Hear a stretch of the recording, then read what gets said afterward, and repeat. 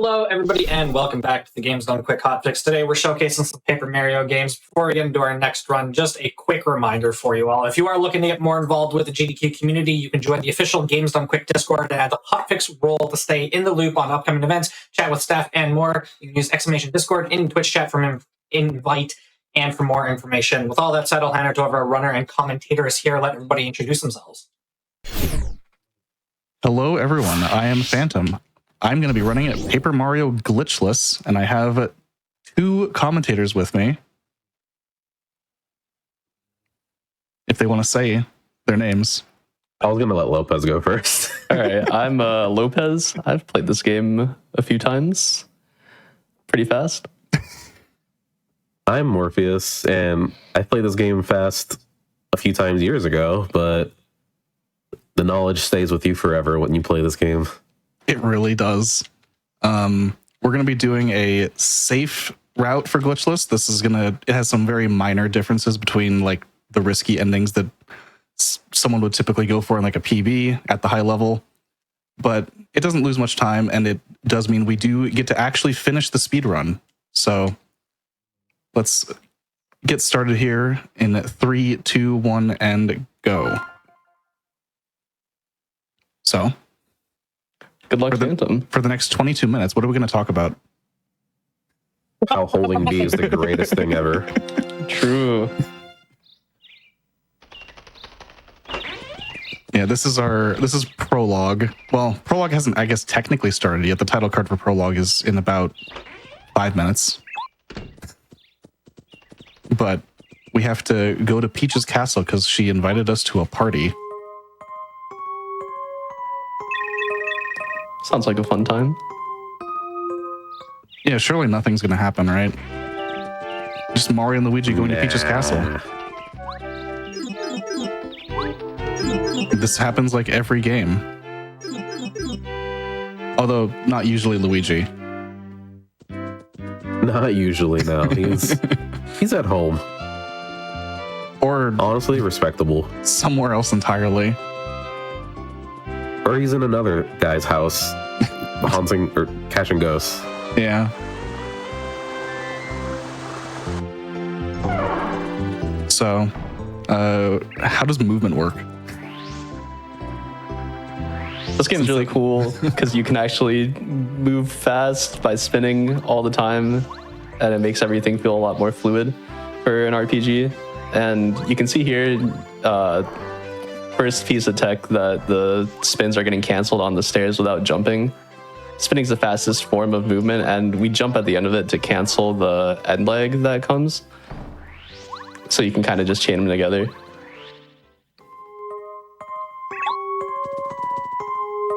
So yeah, that's all of the movement we'll be doing for the next until about 6:38 on the timer.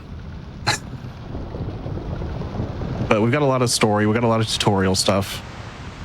The prologue for this game is fairly lengthy, and unlike T2AD, which everyone just saw, we don't actually start with action commands. We will have to acquire those at the end of prologue.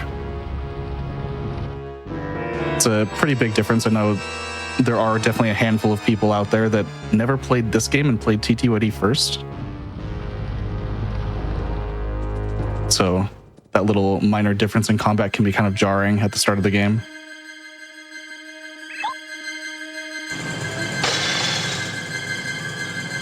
But we're in space. I still think this is like one of the craziest ways for a Mario game to open. Getting launched into space and then Bowser shatters through the window. I see no problems. It's so cool. It's just another day for Mario. Yeah. He can breathe in space, we know this. We have Mario Galaxy at home type stuff.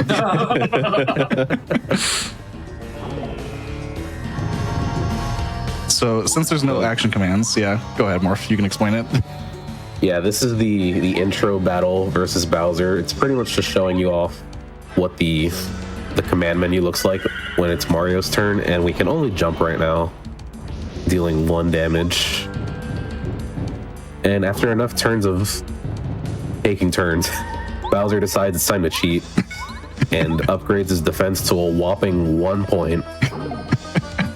But we can't do anything about that. Yeah, the Star Shield on Hallway Bowser here at the beginning, he gives himself 1 defense and then does 10 damage with the Fire Breath, which is kind of overkill. He really could have done anything at that point. He could have even opened with that. Honestly, yeah.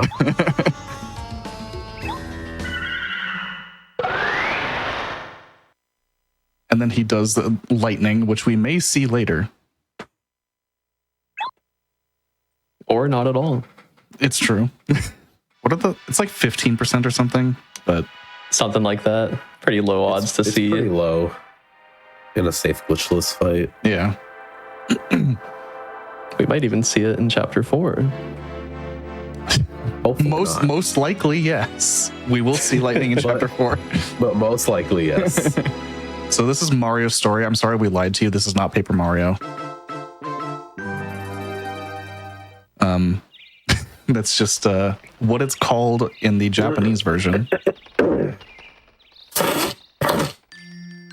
And then Mario's And just now we're in prologue. now this is prologue, and Mario is just dead. I'd be dead too if I got knocked out of a castle in space. by a lightning bolt. And landed in some clearing in the forest. Yeah, I think the gist of this cutscene is all the star spirits have been captured and they give the last of their power to get Mario on his feet. Basically. Yep. Very typical RPG beginning. We're going to be getting access to our first kind of upgrade soon. I say kind of. How much do we use the hammer? Is it bad my brain went to our first partner coming up? I wouldn't call that an upgrade, but Yeah. That was my first thought. We break some blocks here and there. yeah. There's a few in chapter 2 and chapter 5, but like the game kind of just throws it at you because you have to, Yeah. kind of thing. It doesn't come up often. You really don't need it. Jumping is faster than hammering enemies by a little bit, so it's pretty much obsolete in combat. Yeah, with the exception of a badge we will be getting later, but there's a very good reason for that badge being good.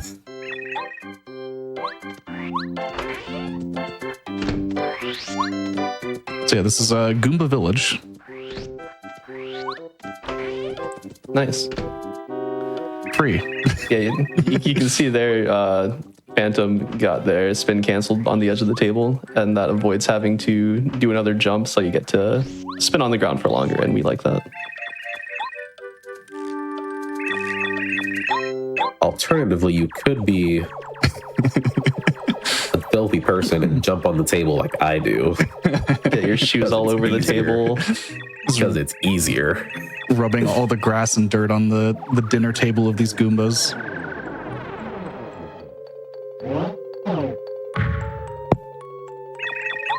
Yeah, he just fixed that gate too. I can't believe she would do this.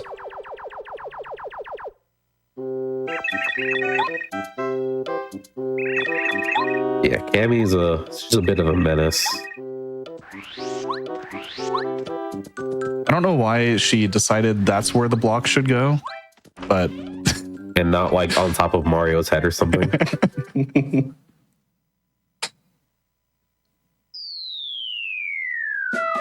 and apparently that shake from the block landing was strong enough to destroy the veranda entirely.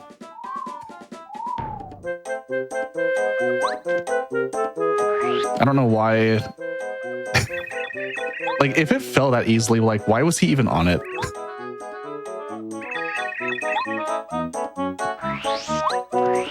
Probably the best source of fresh air you're gonna get in that village, though.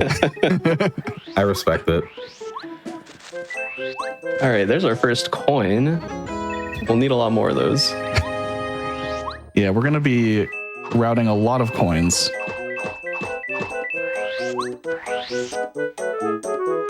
So you may see me go out of the way and grab some coins from like bushes or blocks that look like kind of out of the way, but it is fast because we will be doing a good chunk of shopping in the early game. I really hope you guys like seeing this kid, because he's gonna hunt us throughout the whole game. Essentially what it is, right? Yeah. And we did just get the hammer, but it also only does 1 damage. So we will simply be jumping. There's also something interesting with jumping here. If you press A right before Mario does this, or like right as Mario does this squat animation to ready his jump, you can pretty much skip the entire squat animation, and it saves about 10 frames every time you do it optimally. It's what we call quick jumps. So every time Phantom is pressing A to do the jump input, they're also pressing A again to jump preemptively to save 10 frames every time they do it. And that adds up to quite a lot throughout the run, because jumping is just way faster than hammer. Yep. Almost every time. All right, top. Never punished. Except for that one time. That Spike Goomba there can just... doesn't feel like he should ever get you, but sometimes you screw up one tiny bit and he gets you, and you're sad. When we get encounters that we don't want, we will be running away. The experience route is fairly precise, and we don't want to get any extra experience anywhere. And when you run away from battle, Mario drops his entire wallet on the ground. And at least for the first hour-ish, we really need every coin we grab.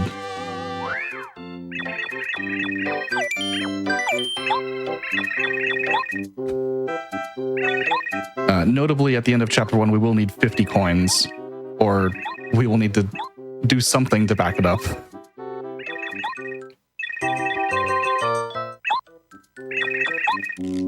Yeah, that part Phantom mentioned about not having action commands, that also extends to running away.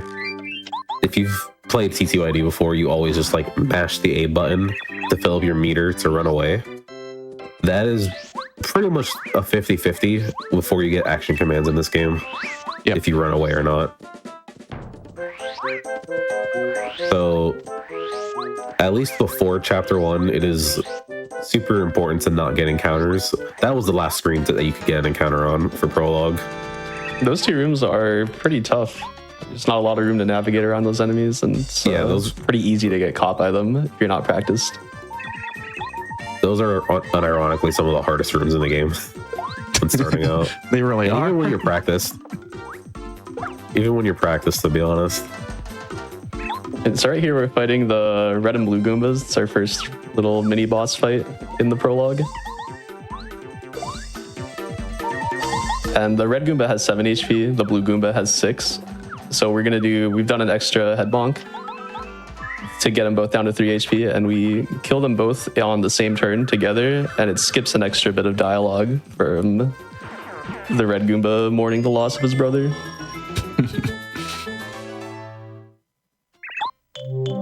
So the HP route between Junior and that just happens to work like perfectly. And then you have this heart block that is meant to be like used before red and blue Goomba, I would assume, is the designer's intention.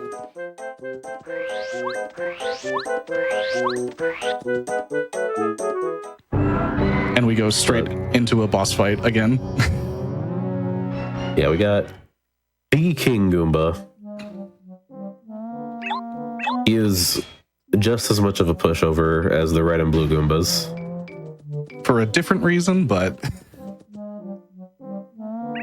The main reason that we also heal, besides the fact that we were at 1 HP and would die in the next hit, is Phantom was using a badge. They equipped a badge in Goomba Village called Power Jump, and that uses 2 flower points.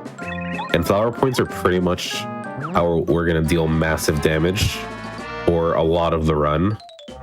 And Power Jump, I believe, was doing 3 damage to the Goomba Bros. Yep. It takes 2 FP, so we only get 2 uses out of it right now. So this fight would take infinitely longer if we didn't get that that FP refill from the heart block. This fight is also the first instance of RNG in a fight.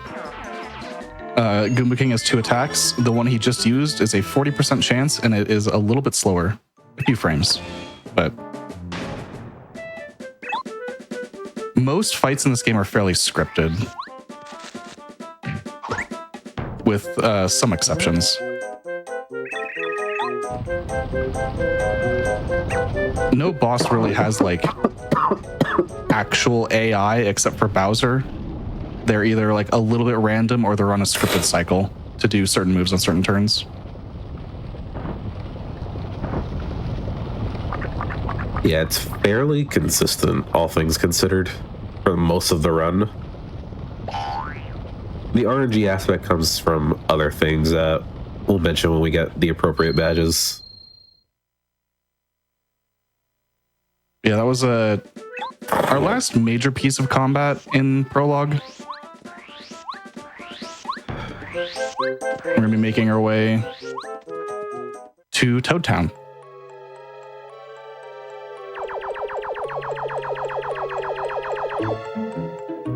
And I will be doing the fast thing of not saving. It's not really much of a concern. The route is very safe. It's very fast. I forget how much it saves, but there was a period of time years ago where people would always just mash A to save the game. Mm-hmm. But it does save time to do that, and you see that prompt to save or not save or whatever pretty much at the end of every chapter and a few times in Prologue as well. So it's just kind of like a no-brainer, like, why are we not doing this? Yeah, it's a handful. Everyone started doing it. Handful of frames every time, so it adds up to, over the course of a run, probably like what, maybe almost a second. 1 second, maybe. Yeah. We take what we can get in this game. Yeah, this game does run at 30 frames per second asterisk.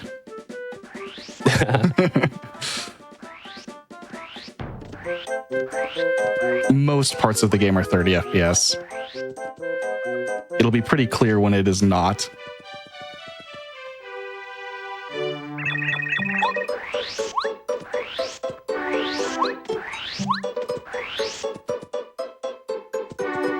So making our way through Toad Town, we have been tasked by the Eldstar.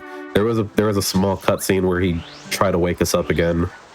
I think he told us to go to Shooting Star Summit. That's where we're going now. Yeah. More exposition and story reasons.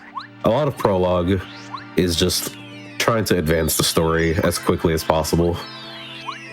There's really not much else to do right now. Yeah, it's all very consistent, so just trying to get through to the rest of the story. And right there you can see more instances of ledge cancels to stay on the ground longer and keep spinning. Yeah, this whole sequence here of basically exposition. We need to find the star spirits. We need to save them. I think there isn't really a hint here, but we will be talking to Merlin soon to figure out like where we need to go next from his vision, his fortune teller knowledge.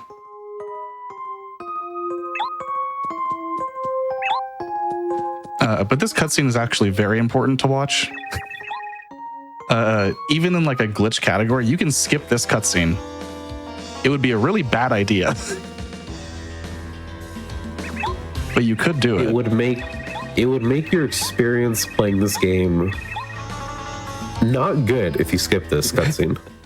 Yeah. That's the best way I could write it. I could say it. Your experience becomes not good. Yeah, this is our introduction to basically the Peach segments. We don't control her here, but we will be controlling Peach after every chapter. with alongside her companion Twink, where basically just figuring out like where to tell Mario to go to next.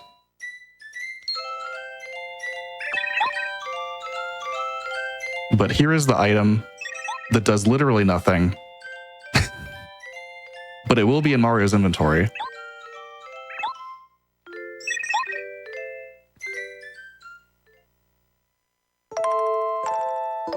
It's kind of interesting how it's programmed just to be like, yeah, the item itself doesn't do anything. It's just like a flag that we now have as soon as we exit this loading zone.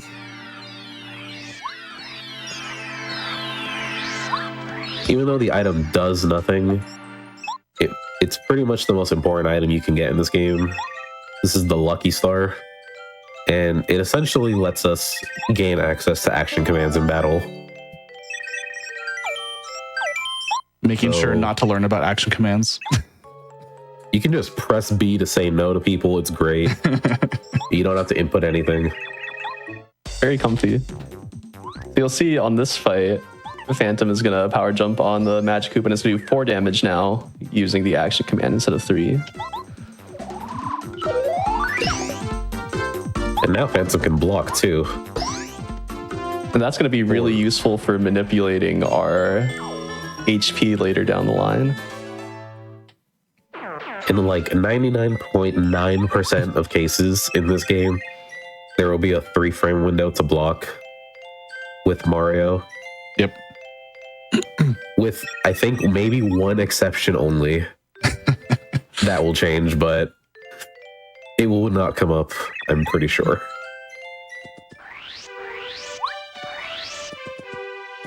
So, we are effectively done with prologue, but there's still a little bit of story left.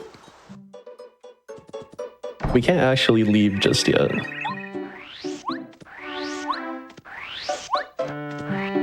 Yeah, we would go to chapter 1, but these black toads are in the way, which is being mischievous. Standing there menacingly. So, talk to Merlin. Evil smile on them. They're probably fine. I forget exactly what Merlin says here. I haven't read this text in 25 years, but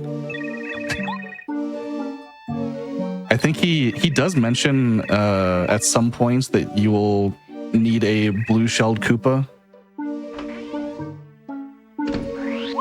and we need to go to like a Koopa village or something. Yeah, if you're ever like lost in this game, this guy will tell you where to go, basically. He's all-knowing. He can just cast lightning from the sky. I don't know why he doesn't just fight Bowser. Literally the most powerful character.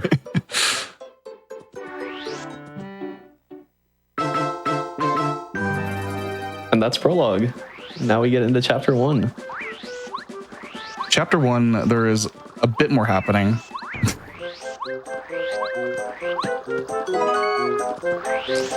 We'll talk about that item that I just grabbed later.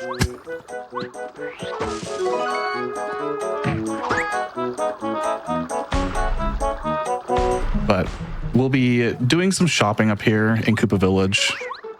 This is part of where the coin route really comes into play. Yeah, right now we're not very powerful, and there's going to be groups of multiple enemies coming up, so we're going to need to get some AoE damage.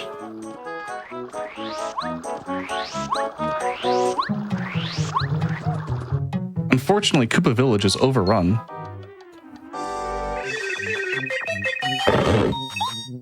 By these things.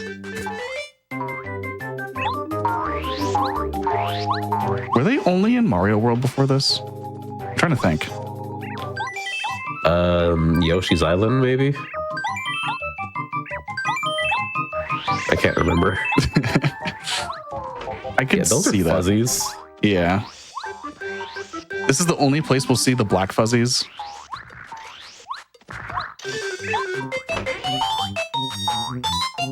Once you finish this little side mission for the Koopas, the black fuzzies just don't appear anywhere else in the game.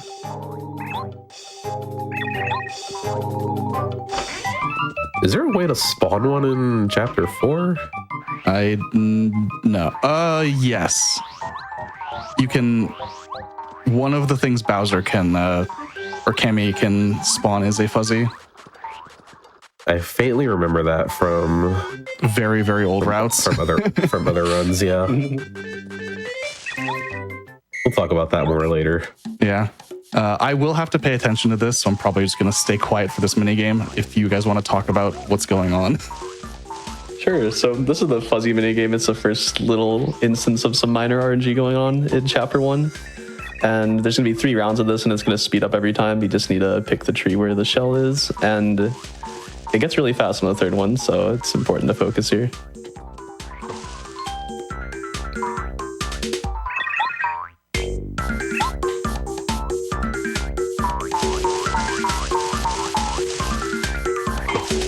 Okay. That's pretty quick. Yeah, It's random which tree they can end up in, so you want to hopefully get a pattern that doesn't put you super far away. Yeah, 3-4-3 is not the best pattern by any means. A lot better than 1-4-1. True. It could always be 1-4. worse. And so here's our blue-shelled Koopa that Merlin was talking about. And we're definitely going to be using him on this fuzzy fight, right?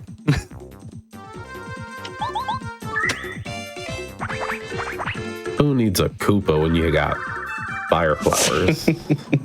Yeah. Yeah, fortunately, we can just take all these guys out in one turn. And right now, we are at 98 experience, so the next fight that we do is going to level us up. And our experience is really tightly routed in this category, and most categories, really, of this game. So all the battles that we pick and choose to do are carefully routed so that we don't level up at a bad time.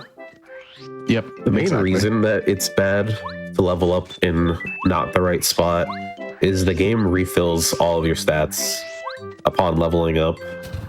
So it's a good way to like refill your flower points like midway through a chapter or something, so you don't have to waste an item or go to a heart block or something.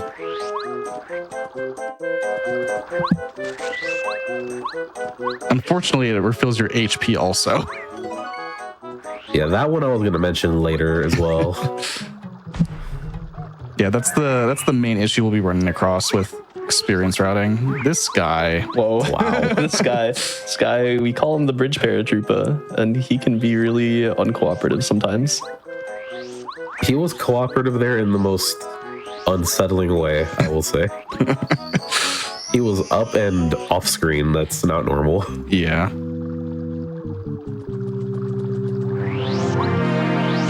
Very much I need to just hope that he's not going to come into my range immediately. All right, so now that we're loaded up on items and we've got our next partner, we're going to the dungeon of Chapter 1, the Koopa Bros Fortress.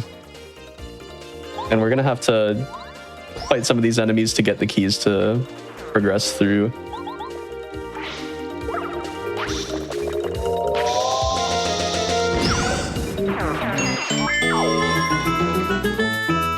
Yeah, so bomb ups have 3 HP. Cooper can only do 2 damage max. There's no reason to charge his attack, since any damage will just set them to explode.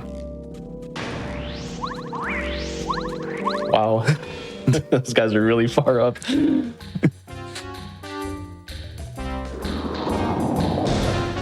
And this is where we're going to be grabbing literally the most important badge in the entire game that we will not be using for quite a while. Yeah, you can just squeeze back there like that Koopa did and get that badge before getting our next partner. Dude, We won't be using it for a while. Like, I saw the crack in the wall to blow it up, but I was like, why can't I squeeze through that wall? I didn't know that was unintended for so long.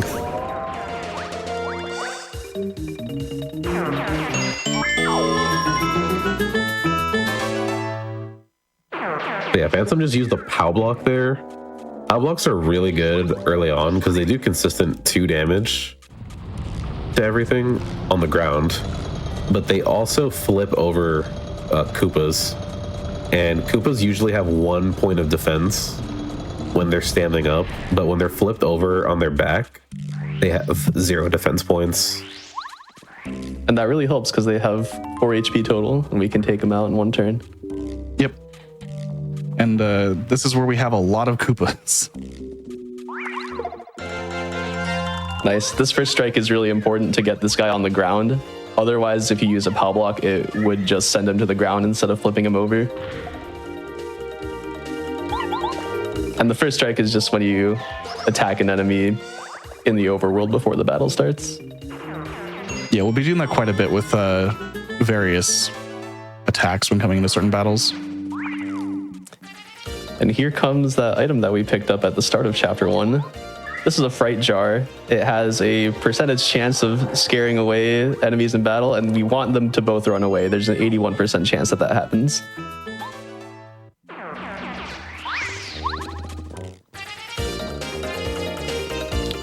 It doesn't really change anything. It's just a lot slower. The way this route works, the experience isn't impacted in any important way from them not running away, but we would have to basically just fight them normally.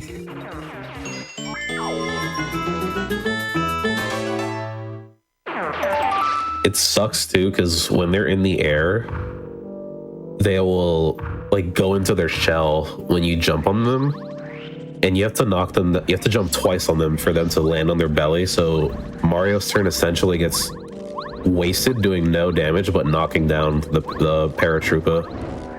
Yeah, it's a pretty big time loss if they don't run away, about 20 seconds per Koopa. There's really not much you can do besides just knock them down and whittle at them once they're on their back. Nice RNG. Very good. Yeah, that was pretty good overall. Nice group of coins. For some reason, jumping over those fire bars produces 10 coins. It happens to be very useful to just get 20 coins for free. We currently have 31 coins. The next fight that we do will drop 9, and that's guaranteed. And then the last fight at the top of the fortress will always drop 10, which puts us right at 50. You better not hit that block. It's pretty tempting. I mean, what if it has a good item in it? Maybe. I mean, Mario didn't see the build process happening, so like, how could he have known? Dude, Mario just keeps falling. He really does just fall in this game. At least he didn't land on his head like the last time. Like, that was painful there.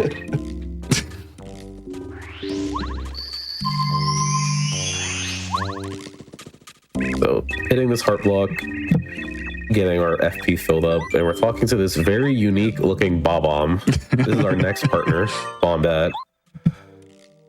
And talking to her from the left is actually a tiny bit faster than from the right because she doesn't have to, Mario doesn't have to walk as far to catch up to her.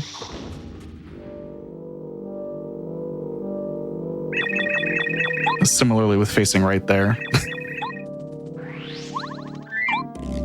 Although that one's, what, like a frame? Yeah. And now we're going to instantly switch back to Cooper because we need some more AoE damage. Yeah, Bombette has a very strong attack, but she cannot hit more than one enemy at a time. Yet. For now. Yeah, we will be using her a lot later in the game.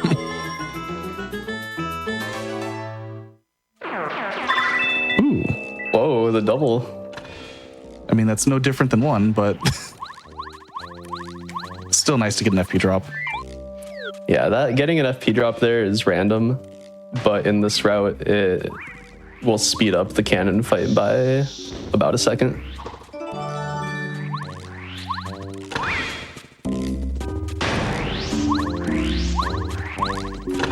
And now we have an actual named trick coming up. In Glitchless. Yeah, this is one of the more, it's a pretty old trick. It's been known about for at least 12 or 13 years. It's called pie jumps. And instead of using Cooper's ability to hit these switches, we can actually just jump around them, the barriers.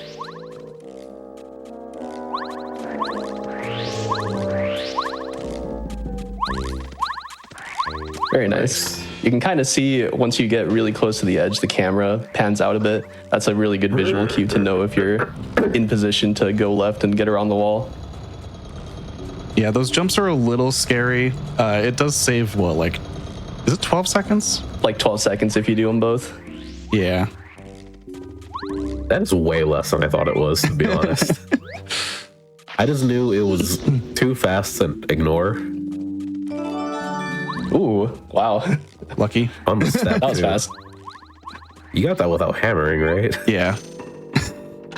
That's wild. The angle is very hard. But yeah, the high jumps save a little bit of time, and if you miss them, you lose almost a minute. Yeah, very punishing, but fortunately they're not too terribly tricky to execute. Especially if you're taking them safe. You can definitely save time with them. Yeah. And now we're going to make our way up towards the end of this chapter. Got one more long hallway left before the final boss of chapter 1. And these cannons, they're going to spawn bullet bills. The first 3, like the first set that they fire is consistent, and then after that it's RNG, so you got to react to them.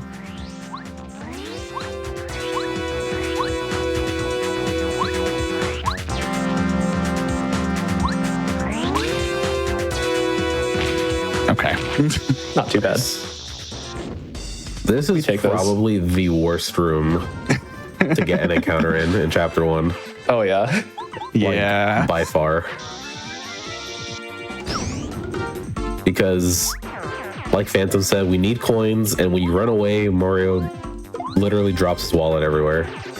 And that's really hard to back up when you have infinite bullet bills flying at you. I think every time I've accidentally taken an encounter in this room, I try to get the coins and I end up resetting because It's really hard to get out of here unscathed after losing your wallet. Yeah. You typically just get hit again and then drop more coins. I think the main cause of that is the camera follows Mario. So like if you move to the left, the camera will pan more to the left to see ahead. Yeah. And vice versa. And that's really bad because the bullets are coming from the right side. There is also one more thing. You have iframes after running away from battle, but picking up a coin disables your iframes. That was something I learned very recently. All right, so now we're fighting Bowser again, and this time he looks a bit different. Just a little bit. His claw swipe doesn't look as refined. I guess he forgot blew his up. star rod. He just blew up. Well, now there's 4 of them, so improvement. 4 versus 2, I think it's pretty good odds. So the main gimmick of this fight with the Koopa Bros is they get on this tower, and if they hit you in that tower stance, they'll deal X amount of damage depending on how many are in the stack. But you can just knock them over and then destroy them with items. Yeah, when we've got POW blocks and fire flowers, they've got 5 HP each conveniently, so once they're on their backs and helpless, it's game over for them. This is probably the only fight that will never see any kind of change whatsoever Yeah. in any capacity. Yeah, this fight has been the same for forever. There's really nothing else you could reasonably do at this point in the game.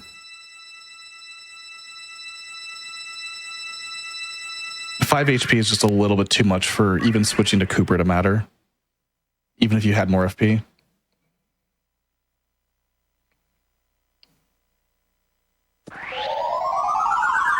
Yeah, and Bombette, her bomb attack, really powerful for how early you get it in the game. It was dealing 4 damage to the Bowser machine, but that enemy has 1 defense, so it deals 5 damage total without any defense modifiers. So it's just like a really powerful attack that you get early on. Yeah. A lot of our partners are going to have very strong attacks in general, with the exceptions of Goombario and Cooper.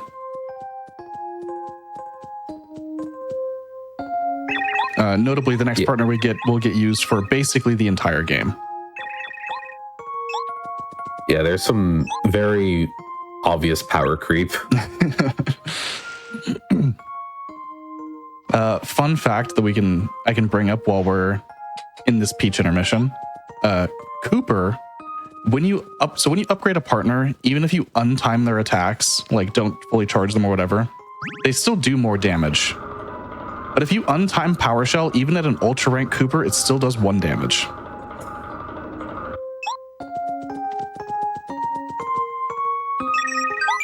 Yeah, Cooper he falls off pretty quickly. He's good in chapter 1. He doesn't get used in a single other fight, does he? No. Why would he? If you want to see a category that gets a lot of use out of Cooper, you should watch an all bosses speedrun.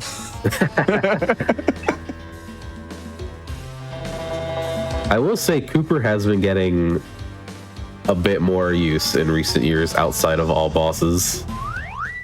Yeah, he does get used in all cards now also. That was not the case years ago.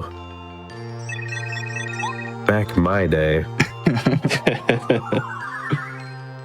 All right, here's Eldstar, the first Star Spirit, and we're gonna skip one more tutorial that would otherwise show us how to use Star Power, which we get after each chapter. All the Star Spirits have a unique ability that requires Star Power to use in battle, and they're all pretty slow, so we try not to use them. Yeah, this is probably the most useful one, at least like starting out. If you're running this game, it's called Refresh. It heals 5 HP, 5 FP in 1 turn. Huh. Very consistent heal if you need it. Once again, the Bridge Paratroopa. You'll have to be afraid of this. Wow. All right. That was pretty wild. I was waiting for more coins to just like... Yeah, that is not normally.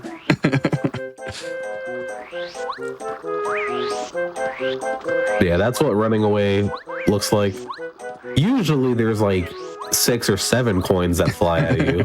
Usually. But yeah, every time you get into an extra encounter that you don't want to get into, you're just gonna immediately scroll up to the runaway option and hope you mash A good enough. Yep. Usually the bar is pretty lenient.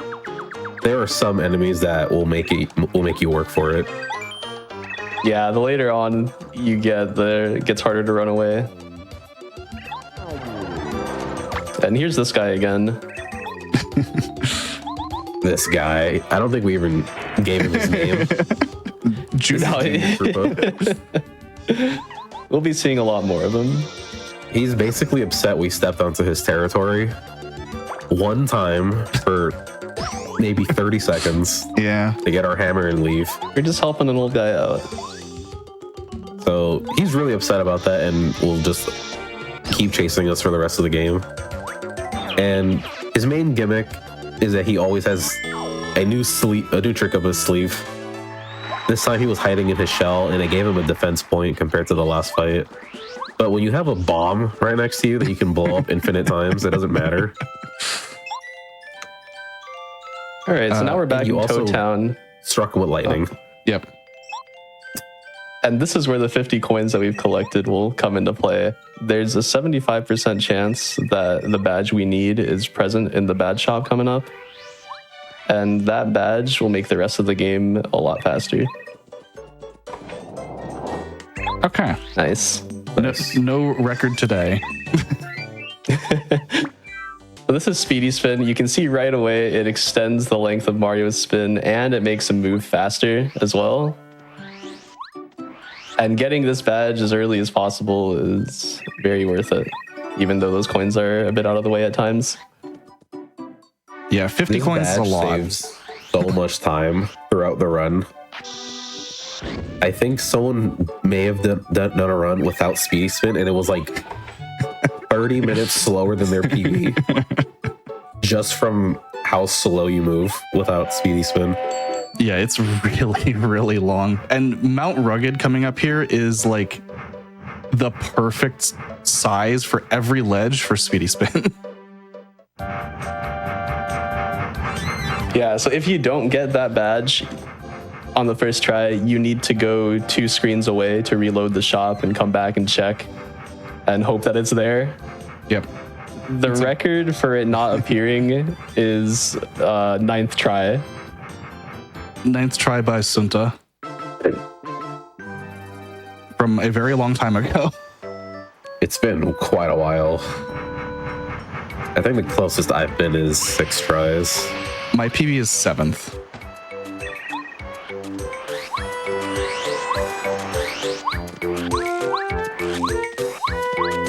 But like in the case of a speedrun, it is always faster to retry for speedy spin. Like every single time. Yeah. Instead of skipping it. It takes about 25 seconds to reload the shop, so after a point, you're probably not too happy. So that guy we just talked to, his name is Paracarry, and he just lost all his letters on the job as a mailman, and we need to help him get them back.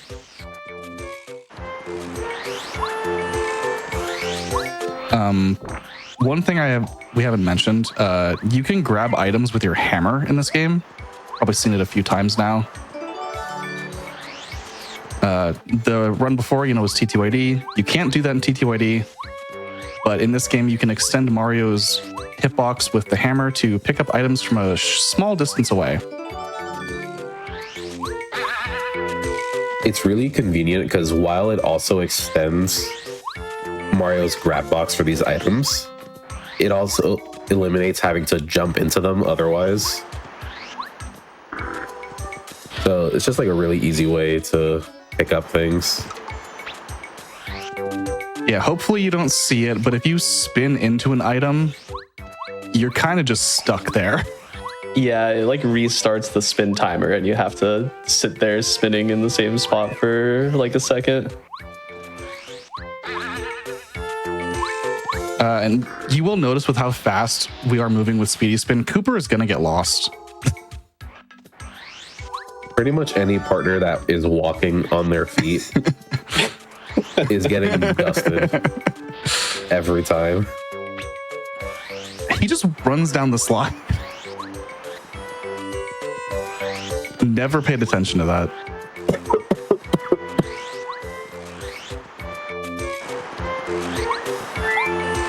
But yeah, this is Paracarry. You'll be seeing a lot of him. I think even casually, he's my most used partner for sure when I played this game. I just love the idea of like shell shot as a move. That I just used it so much as a kid. Yeah, it's so strong. It's so strong and easy to use. Yeah, like Bot and Bet, Paracarry can deal 5 damage with his first special attack to single target enemies, but he can also hit aerial enemies, which is gonna come in handy soon. Yeah, we will be seeing a few airborne enemies in Chapter 2.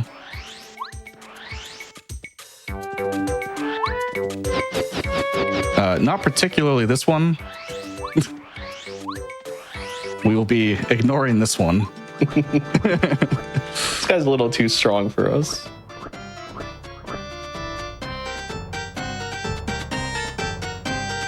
Buzzar has 40 HP, is a fully scripted fight like many other boss fights. The attack he does on turn 1 is unblockable and disables your partner from making moves. So... Fortunately, he's not guarding anything useful. Yep. Yeah, there is not many attacks. I could count them maybe on one hand that are straight up unblockable in this game. That is not a common thing. I can't even think off the top of my head what other ones might be like actually strictly unblockable. Doesn't Kent have one? Maybe? He's the only other one I could think of.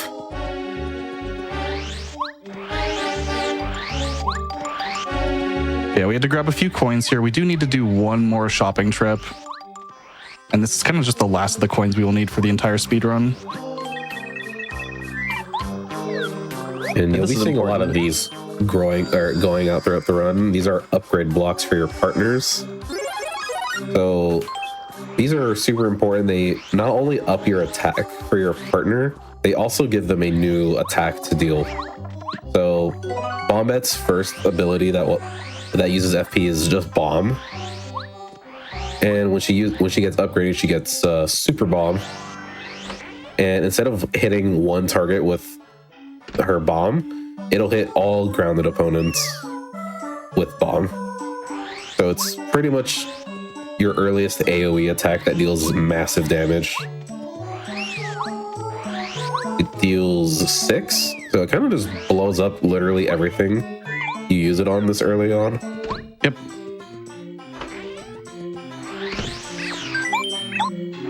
And then small minor thing there, switching to Paracarry, he's the next partner we need. Not anytime soon, but... yeah, if you can do multiple things during a cutscene, it's always good to overlap. Yeah. And those items we just bought were necessary to advance the story, the dried shroom, dusty hammer, in that order. And that lets you access the rooftop here. Dried shroom, low-key a handy backup if you really need it. When you have so little HP that you're managing, like even 1 HP can be life or death.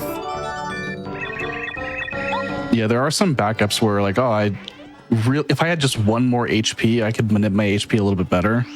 And that's kind of what the dried shroom is for. If you do need to use it.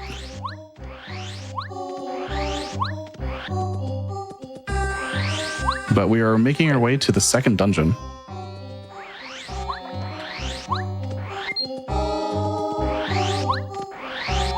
Probably one of the more, I would want to say, involved dungeons, because there's a lot going on, a lot of items to pick up that you need. I think it's one of the cooler ones, like memorable wise. Like this cutscene is so not normal. This is not like, you don't see anything like this, I don't think, for probably the rest of the game. Not to this scale. No. Like, I've always thought this dungeon was really cool just for that. I think the other day we were saying, like, the idea that maybe this was meant to be like a later dungeon and a later boss at some point. Yeah. Because of like Toot and Koopa's stats, like his hidden stats that you don't actually see, but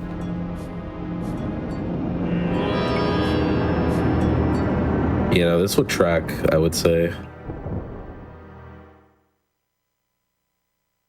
Yeah, this is the dried dry ruins.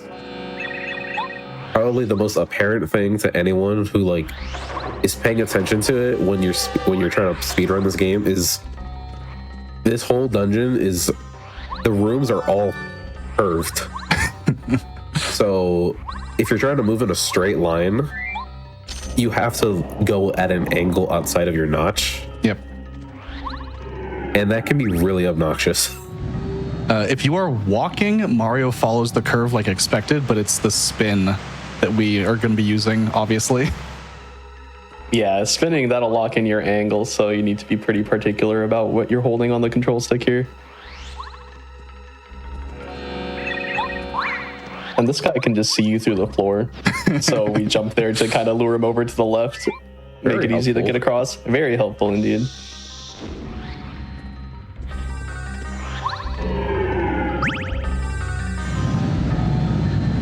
Yeah, so I think this is the first time, well, we blew up the rock to get to Mount Rugged, but Bombette's going to be blowing up a lot of walls. That is her main function. even if we didn't do it much in chapter 1.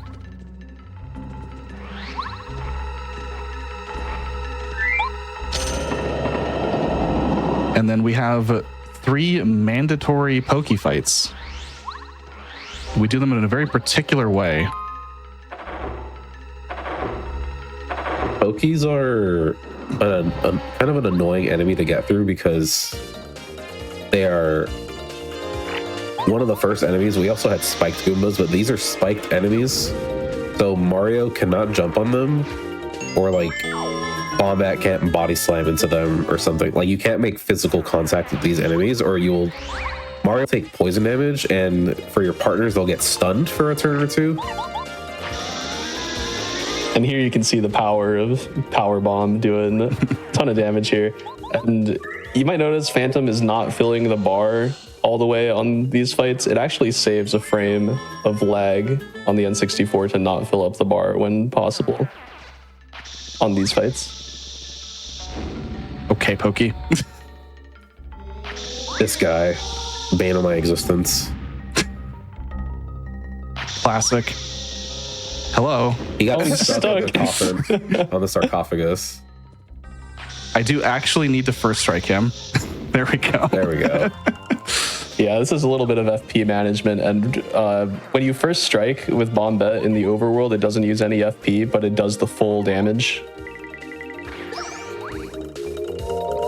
And right there, you can see we're perfectly all the way down to 0 FP to deal with these guys.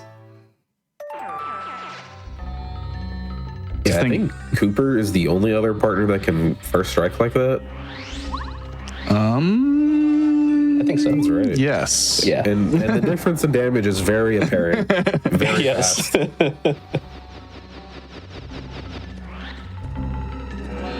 So this is going to be our first major upgrade for Mario. I say major as if we're actually going to make use of it, but we do need it to do the dungeon.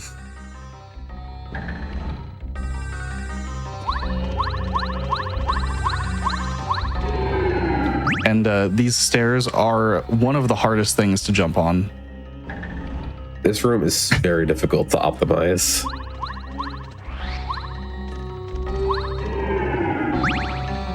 The stairs in this game are just very strange. Yeah, they're all different shapes and sizes. There's different lengths that you need to hold down A to get perfect jumps up these stairs. They're pretty annoying. And there's a lot of them in this dungeon. That added with the curvature makes it pretty tough to optimize.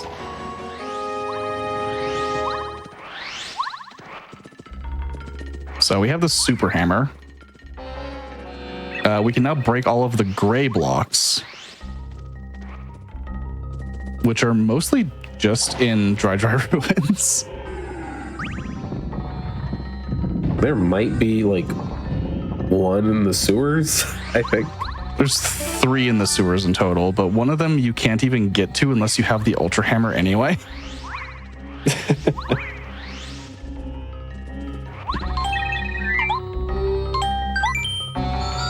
So yeah, Paracarry is super useful. And what if he was stronger is basically what we're doing here. Yeah, this new ability he gets with this upgrade, Airlift, is... I think it gets used once in this run. It's not particularly useful otherwise. It's good for experience management, but it's not used too often. But it does up his damage by 1, which is always appreciated considering he can hit anywhere on the screen. Yep. Yeah, we will use Airlift once if we get unlucky.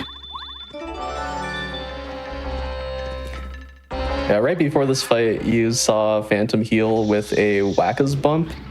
And that's a actually insanely strong item to get this early on. It heals 25 HP and 25 FP, which is a bit overkill, but it's fast to grab and very convenient to use in the middle of this dungeon when there's still a few more fights to go. Yeah, there's not really a good place to heal in this dungeon, like a HP block. I think the only accessible one is like outside the dungeon. Yeah, it's on the outside.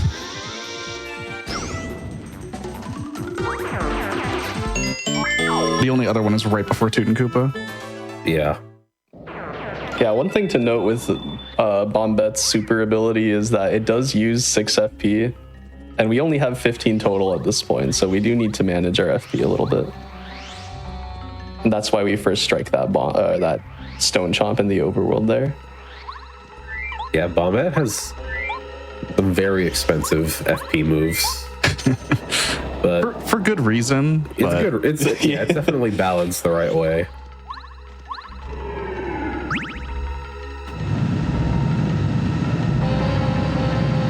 And that is the only Stone Chomp we can first strike. It's just kind of lucky that we're able to.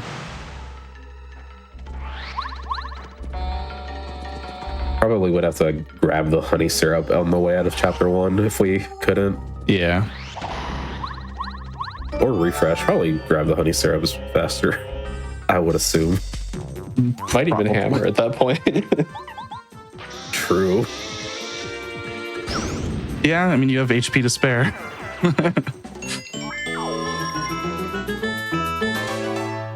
So we are coming up on the end of chapter 2. Yeah, so we've been throwing this name around Tootin' Koopa. Anytime we've entered a room for the first time and some text came up, that guy was trying to haunt us and scare us to go away, but we didn't listen. Yeah.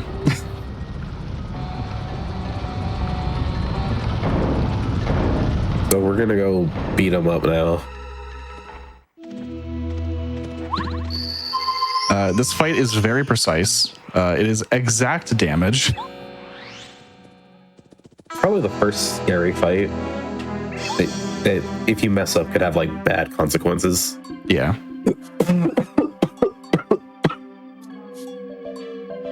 The backup basically, if you miss menu in this fight, is to refresh and keep attacking.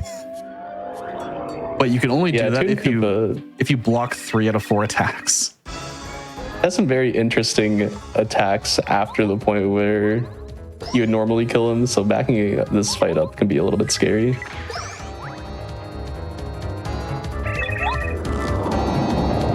And this is important here. He's going to bring out his Chain Chomp, and it means that you have to menu around this guy to get to Tootin' Koopa, so you kind of want to be a little bit safe here so you don't accidentally waste all your damage on this guy.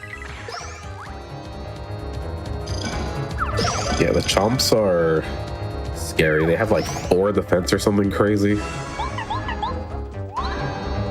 And they deal pretty significant damage. And so that on top of Tootin' Koopa throwing these Buzzy Beetle shells can be hard to deal with if you don't menu correctly.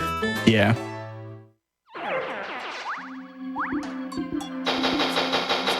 And we will be coming up here for tech. Our first break will be coming up here on the save prompt when it shows up. So we'll collect the card, get a little bit of text, and then save prompt will show up and we can take a break. Perfect.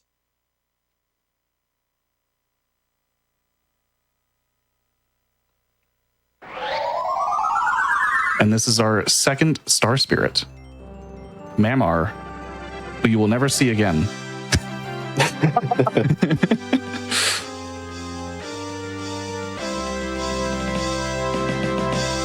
Yeah, a few of these Star Spirits have decent usage runs. Not Mamar. All right, and we can stop here. Perfect.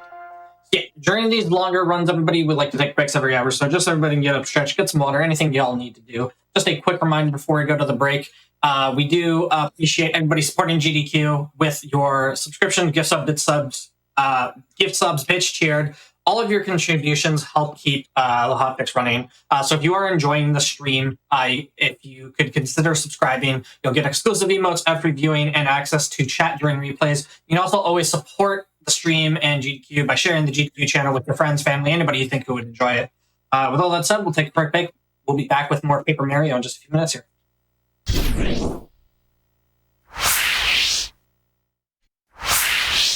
Hello, everybody, and welcome back to the Games on Quick Hotfix. Today, we are showcasing some Paper Mario games. We are in the middle of a Paper Mario run. And right back over, you're going to be ready if you just want to give a quick 3, 2, 1 countdown.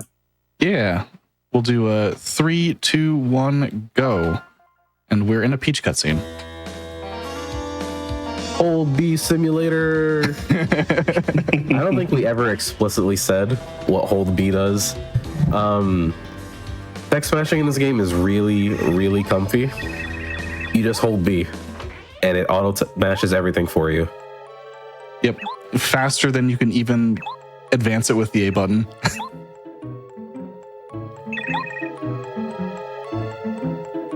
Very comfy. One small thing, I assume most people that have played this game probably haven't played the Japanese version. Probably played the US or PAL releases. And in the US release, text is not only slower because there are more characters, because English is more verbose than Japanese, but they also made it so the text moves slower, even when holding B. That I didn't know. It's really noticeable because the IQ version is also based on the North American release, and the Chinese text is significantly slower than Japanese, which logically wouldn't make sense, except for that one detail. Today I learned. Fortunately for Glitchless, there's not anything version exclusive that would prevent you from doing a Glitchless run. Yeah, it's just a few minutes of time for the text.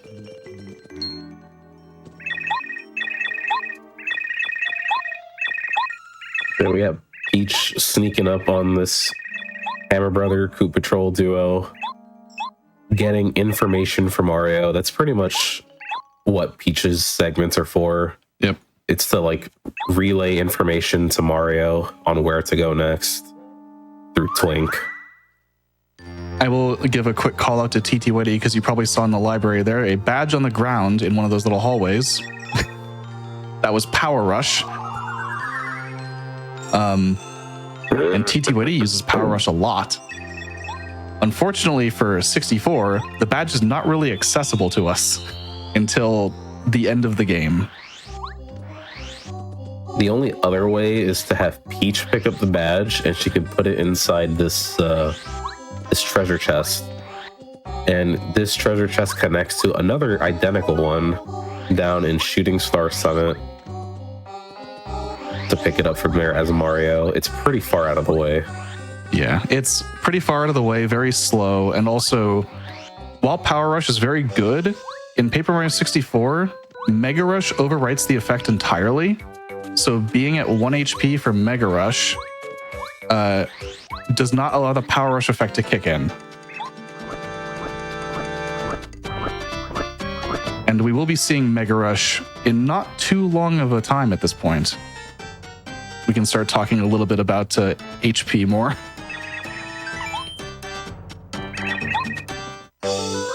Because at least for the next good chunk, we have mostly story. We have a lot of mini games we need to do in Boo's Mansion once we get there. There's a lot of little things going on before the meat of Chapter 3.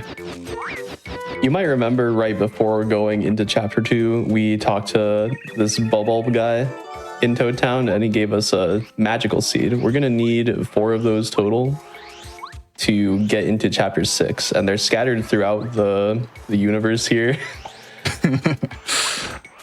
The Paper Mario Cinematic Universe. The first 3 are like pretty early in the game. Yeah, you can get the first 3 pretty early. And then the last one is literally right before you need to go to Chapter 6.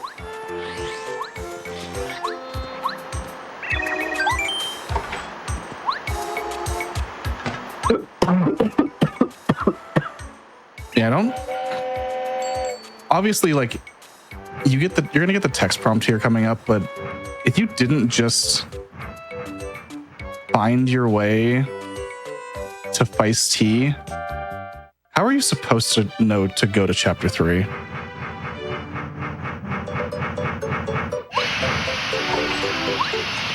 Or like where it is even. I guess at this point, you can at least move around the sewers a bit with the super hammer and explore Yeah. some more of the game. Probably intended on like using the super hammer and doing stuff in the sewers.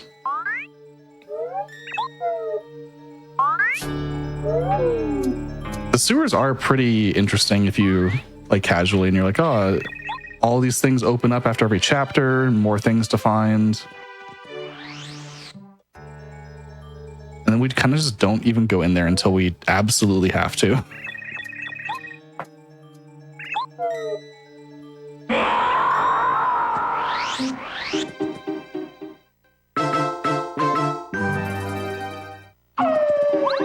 Yeah, this is the Forever Forest.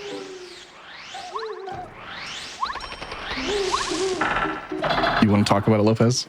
Yeah, so in this part of the game, there's 4 different paths you can choose from in every room, but one of them is slightly different than the others. You can kind of see in the background something's a little bit different, and that's how you know where you're supposed to go. It doesn't change or anything, it's the same every time, so we just have this memorized. There's a few enemies that you need to avoid, like that fuzzy there is a bit dangerous. And you can see here, Phantom is extending their spin by spinning into the wall and then spinning again. If you spin into a wall with a certain angle, you can actually cancel your spin without having to jump. Keeps you on the ground longer. It's just a little bit faster to move this way. You'll see more and more of those throughout the game, where you might not be going in a straight line, but because you're spinning on the ground longer, it's a bit faster. And if you get a really good angle, you can actually get an extra little speed boost. And if you ever see a TAS of this game, you'll see that everywhere in places where you'd never really see it done by a human.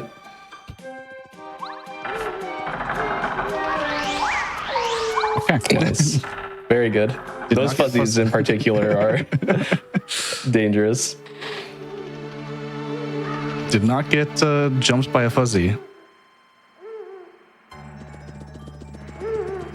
I think like casually playing this game, like, oh, this is the dungeon, right? It's, you know, it's Boo's mansion. It's the ghost dungeon. At least I feel like that's what I probably thought.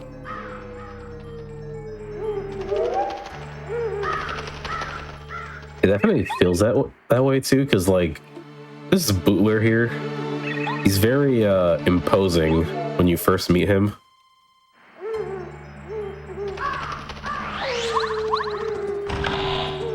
But like there's no combat in here, so He seems to know what's going on.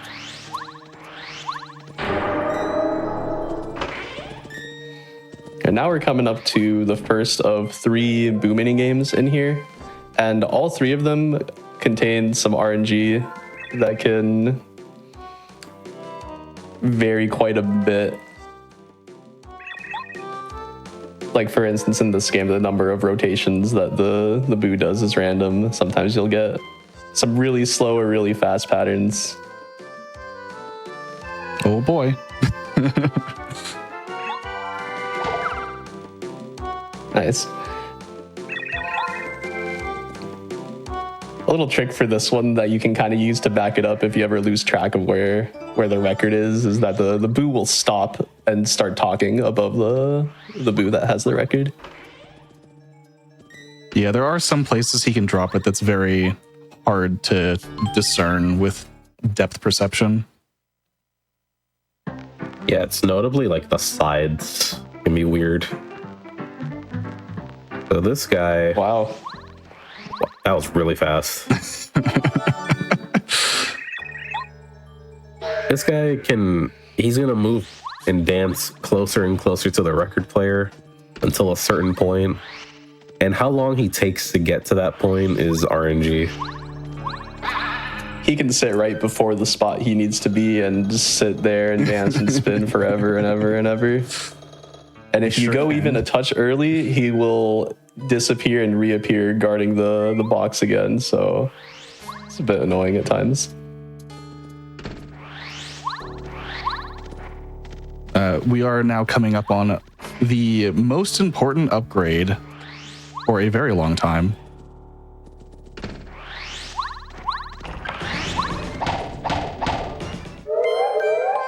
Our green shoes.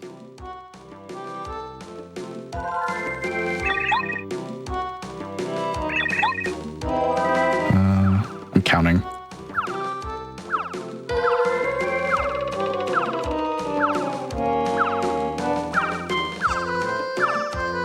Okay, fine. Wow. It's not So the worst after it the could be. middle boo, after the middle boo throws the boots around into the ring, they can toss it between 6 and 11 times at varying speeds. And that was 10 throws. Yep. And some of them were kind of slow. In a casual setting, you would never like even notice or care, obviously. It's more cursed knowledge from having put thousands of hours into this game. That minigame on top of the record player and the first set with the rotating boos, like all of that together, and then the hard movement in the forest, like this is one of the harder splits to play close to your best, I would say. Yeah, you can definitely see some pretty big time swings here, even if you play really well. Fortunately, that's not how it usually goes.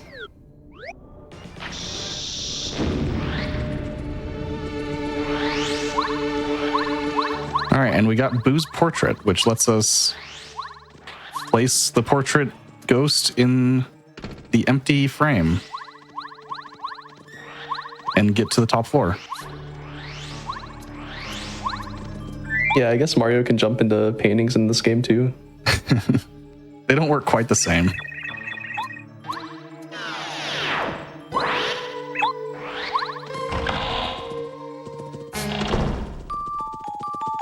But this is a very, very important partner for literally nothing until the end of the game. Yeah. At least with this route. Yeah. As the years have gone on, Bo has seen more usage in combat. But for this route specifically, you pretty much are determining whether or not you want to finish the run or not at the end of the game. If you use her. Exactly. Yeah, in glitch categories, you can skip Bo entirely for the most part. And that makes the ending really bad. Very, very RNG dependent and very difficult as well. Yeah, Bo has a very unique ability. It's very, very powerful. For 2 FP, she can make Mario invisible, and that will cause every attack in the game to just straight up miss. And then Mario gets to take another turn. So when Mario takes a turn, goes invisible, and then takes another turn, by the end of the game, he's dealing so much damage that he's like 1 or 2 shotting bosses.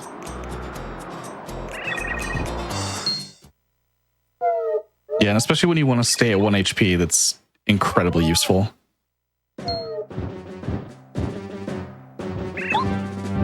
This is Stanley. Rip Stanley. Rip Stanley. Bye, Stanley.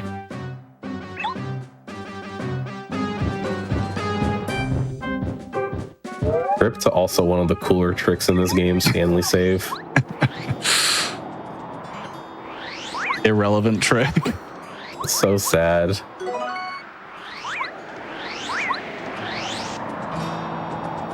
That item that Phantom just got is a repel gel, and that does kind of what Bo's ability can do. It'll make you invisible and make attacks miss. It's very strong, and there's not many of them, but it will become important in the next chapter. I'm trying to think. There's 5 sources in the entire game.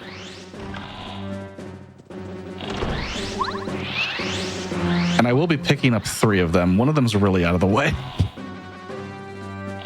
One of them's Rip Cheeto. That's right. That's the 5th one. Ansem, why'd you get hit? I don't know. I think that was a mistake. Why'd you do nothing twice? I misinput. It's fine. We're still alive.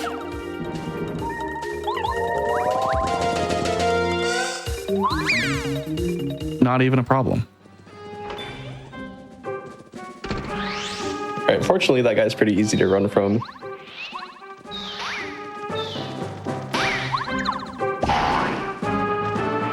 One thing we didn't talk about with the super boots is that you have the ability to pound panels now. Mm-hmm.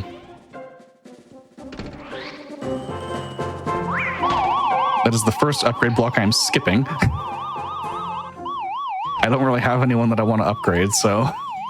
Not in this route. Yeah. Goombario and Cooper wouldn't really do anything, and I don't need Bo's super rank ability.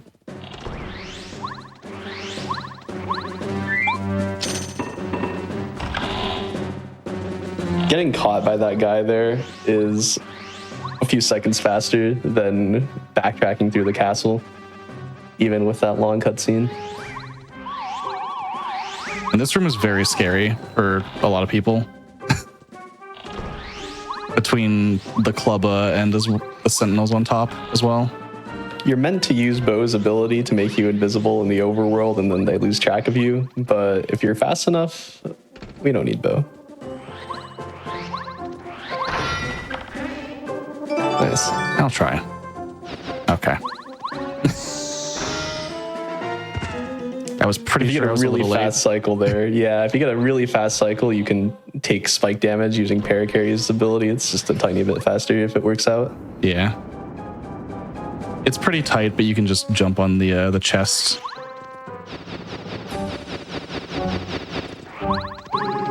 So this is a little out of the way, but it's very worth. This is the badge. Mega Rush. This is the whole reason that Phantom took that encounter a little bit ago. When Mario is at 1 HP, he will deal 4 extra attack, which is pretty significant when you pair it with the badge Power Bounce. So I believe Mario's bounce at this point now will start at 6 with Mega Rush equipped. That was close looking. It was very close. And with Power Bounce, so that damage is going to go from 6 to 5 to 4 and so on. So you get to stack big damage really fast for effectively low cost. And these bosses are starting to get thicker now. I think the heart has 45 health. That you need to churn through effectively, yeah. But Mega Rush and Power Bounce make that pretty easy.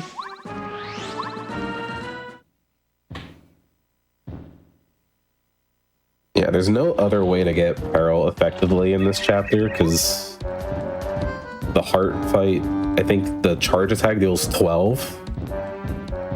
Some ridiculous amount. I think it's 12. Might be more.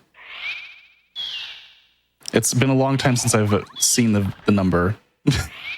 Same.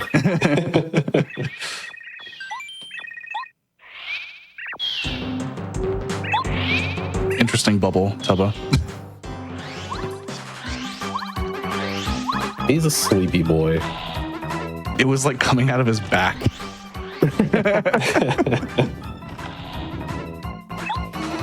Right now he's really angry and he's gonna destroy his whole castle. Yep. And we need to run away. You can actually encounter Tubba in this castle, but you can't do anything to him. They call him the invincible Tubba Blubba at the start of the chapter. Yep. He, in fact, has impenetrable defense. And it is effectively infinite. Like, it's not actually programmed to be like 99 or something. It's just, he does not take damage. And running away from Tubba is actually really hard to fill the meter. Yeah, I think you can only get it to about 60-70% full. I think you also are intended to use Bo there, because he loses track of you and then walks away. Let's see if I get the thing. The thing. There's a piece of text that Tubba can start saying here. Okay. Nice. Ooh. It's random whether or not he'll like have a little text bubble there.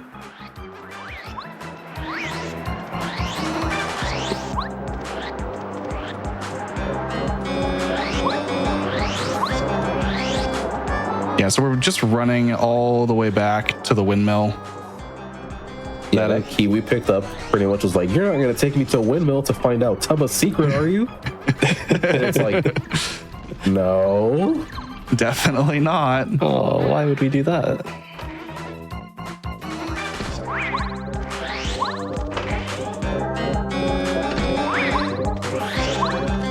And this third room is a little bit different. Yeah, for some reason, I guess they had to fit the sign in there, so they made it a little bit wider, and you can just go above that Goomba. I didn't even think about the sign. Yeah, I didn't think that would be the reason, but it makes more sense. Lopez just answered my question of why that room's wider with one simple sentence. Just had to drop a fact quake. Okay. Ooh. So yeah, this is Tubba's heart. Bowser took out Tubba's heart from Tubba's body to make him invincible.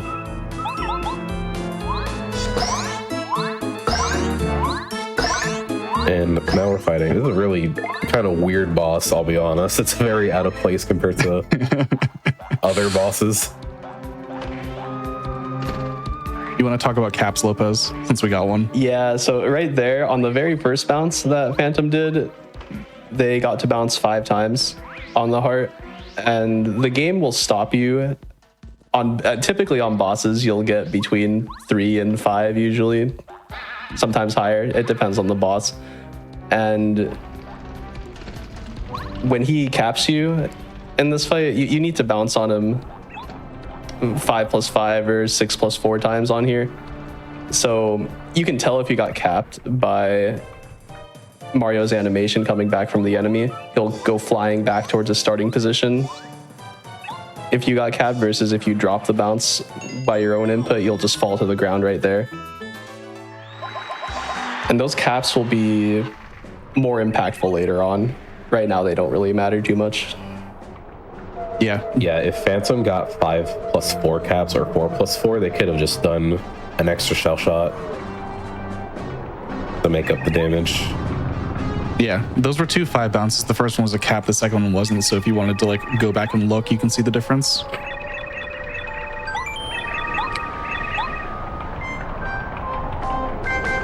And this is our first time we leveled up BP. You notice that we unequipped Speedy Spin in order to equip Mega Rush, and we really, really want Speedy Spin back on. As well as our Power Jump.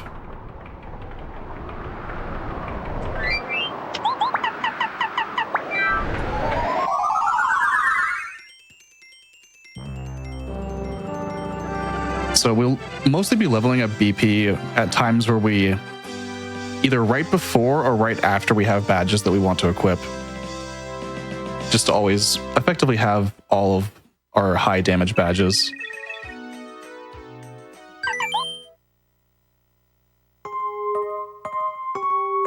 Pretty solid chapter 3. Yeah, that was pretty good. This Peach scene is pretty quick. We're gonna be just blatantly lying to Bowser.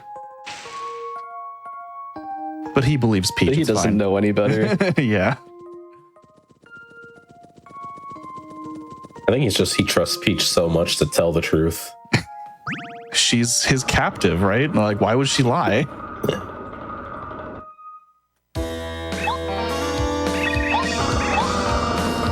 Also, he just doesn't notice or Even here, the giant rotating thing. like, oh, Peach is here. How did she get in here?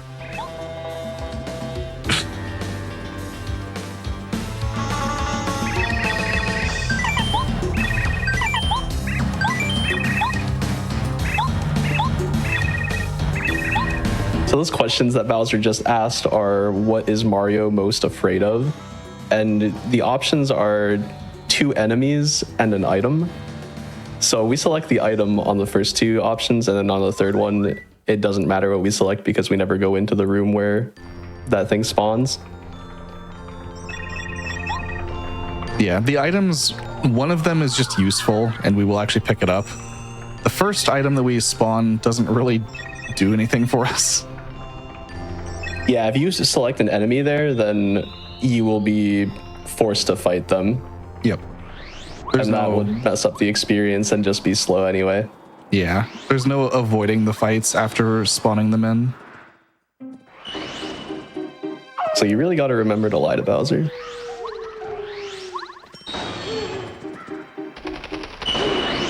So I think it's been a while, hasn't it?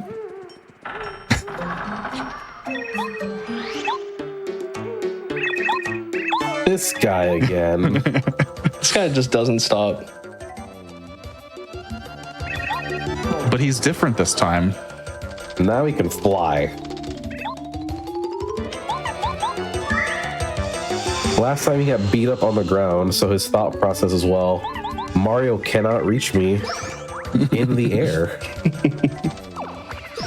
Yeah. This block is important here to take 4 damage on the first turn, and then we're going to intentionally not block the next attack to take 5 and get put back down to 1 HP exactly.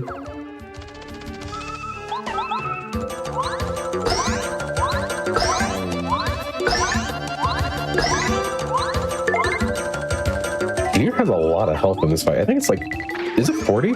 Yeah, he's got 40 health right now. It's kind of thick. This fight is like underrated hard. Yeah, it is. From a standpoint. I mean, at least you like just saved because you Yeah. finished the chapter. But he does a lot of damage. He has a lot of health. He has defense. And he's airborne. If you don't have paracarry out, then you're missing out on some damage for at least a turn. If you have bow out, you can't even damage him.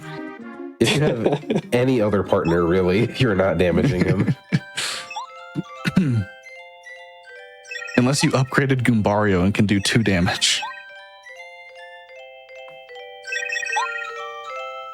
You could tattle too. True.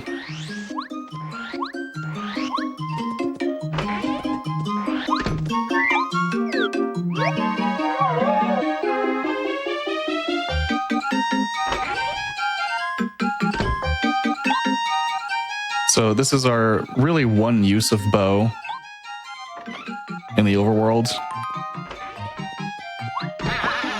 We just have to use her so the Shy Guy can walk in and show us where the door is.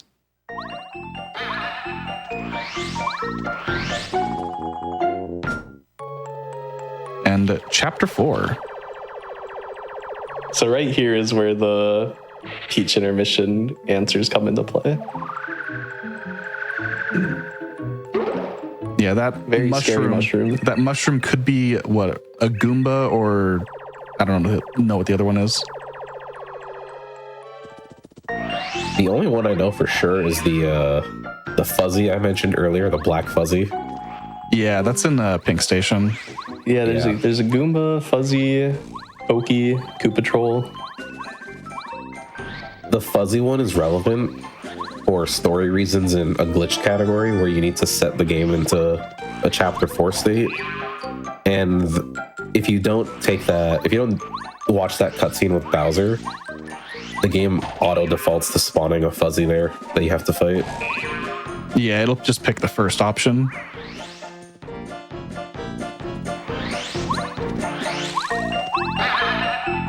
But we got the storeroom key. Chapter 4 is going to make us leave Toy Box a few times. Yeah, lots of backtracking between the Toy Box and Toad Town. Yeah, you're supposed to like go around Toad Town stopping the Shy Guys from like terrorizing people.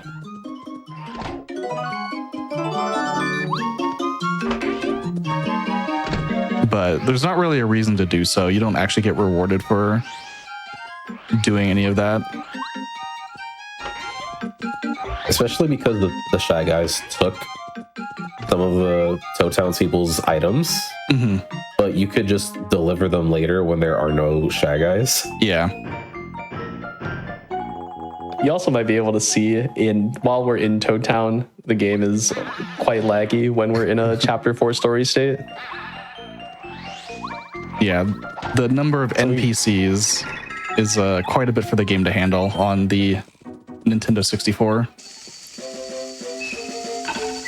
Right here, if you mash A and B, you can actually skip the train cutscene where it's going from station to station.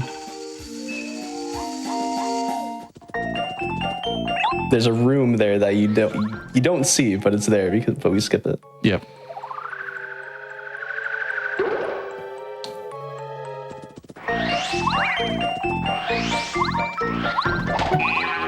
That movement there by that sky guy is really particular. Going up makes him not hit you on the way back. It's very important that you do that movement correctly.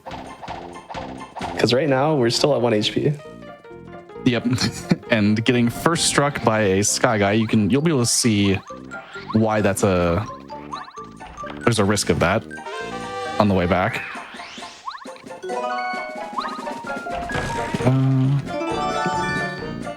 All right, collecting a few things here. That badge there in the first chest is ice power. That'll let you do extra damage to fire enemies. We will use that one time.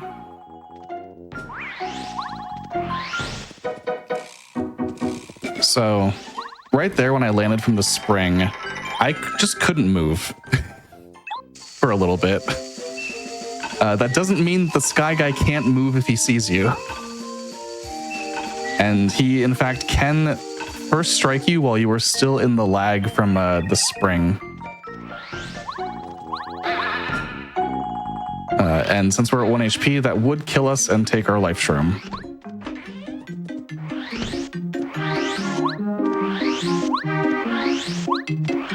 Notably, we do really want to keep this life shroom for as long as possible. Ideally, it gets used on Bowser at the very end of the game.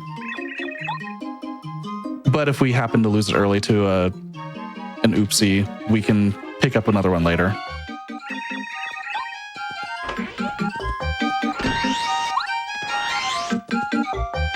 So right now we're just running a few errands to progress through chapter 4. We got a cake by delivering the frying pan back to Toad Town's chef Tasty, and that cake will be very important in just a few rooms. Yeah, we're actually done going back into Toad Town, which is kind of nice.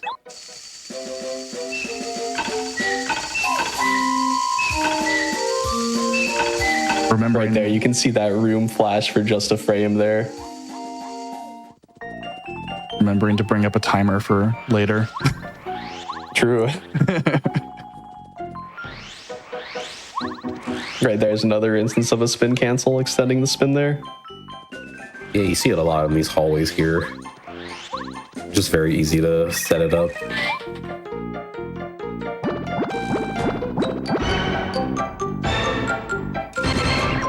Yeah, and Gourmet Guy really likes Tasty's cake.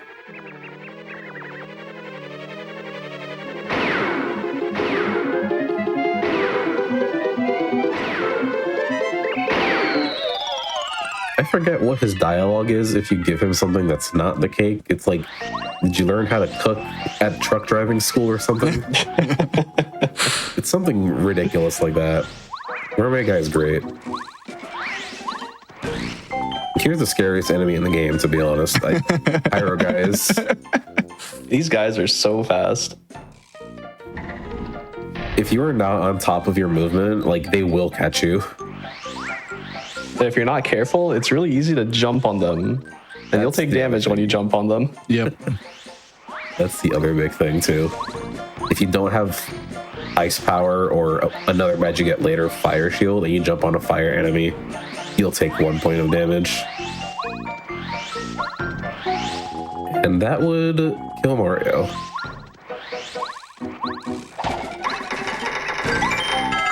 So, Green Station coming up here. This is probably one of the hardest rooms in the entire game. It's pretty tricky. It's got a lot going on.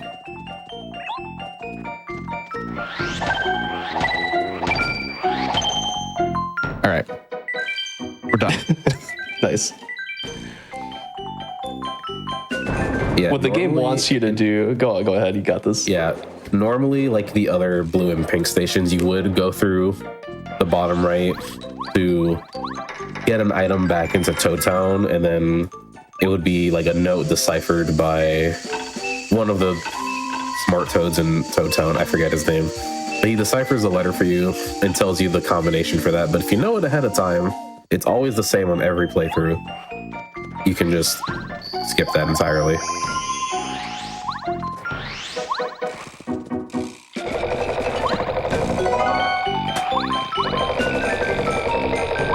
So now we're already almost done with Chapter 4. We just have 2 boss fights. There's a cycle you can get here. It's RNG where the platform starts, so you can't always get it, but if you can, it saves about 5 seconds. And those volt shrooms that we've been picking up there, one of them's gonna come in handy right here. Yeah, this is gonna save a lot of headache. We mentioned caps earlier. This is where they really become important. Lantern Ghost has 40 HP, and we need to burn through that. So we need a 5 and a 4 cap to kill him in time.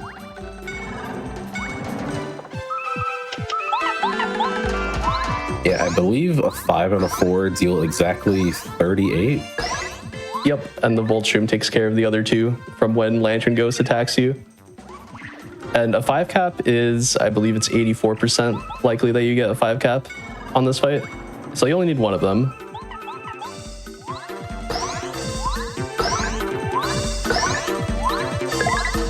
Five and 4 That caps. was a cap. That was a 16% 4 cap. You can see that Mario flew all the way back to his starting position there.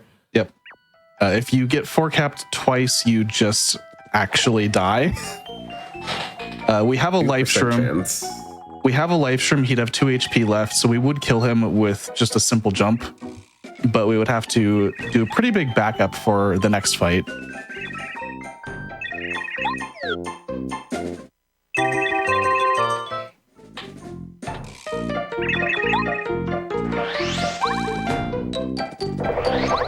So this This is our new partner, Watt. Yep.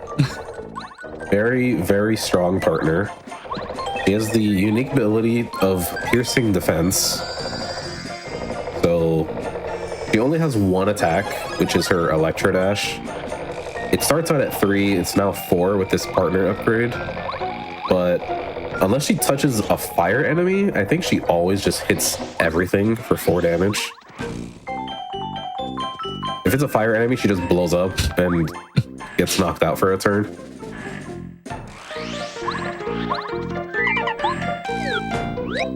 Yeah, we are entering the general guy fight at 1 HP.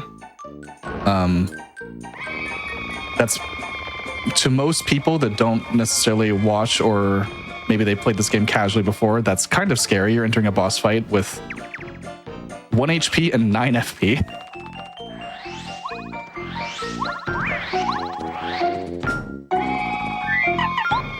But this is very particularly routed. This fight is also like the only one of its kind. It's split up into multiple phases Which, throughout the fight. yeah, which is very convenient for us. If it was just general guy that had all this health, That would be a problem. It would be a massive problem. That would be really hard to route, I think.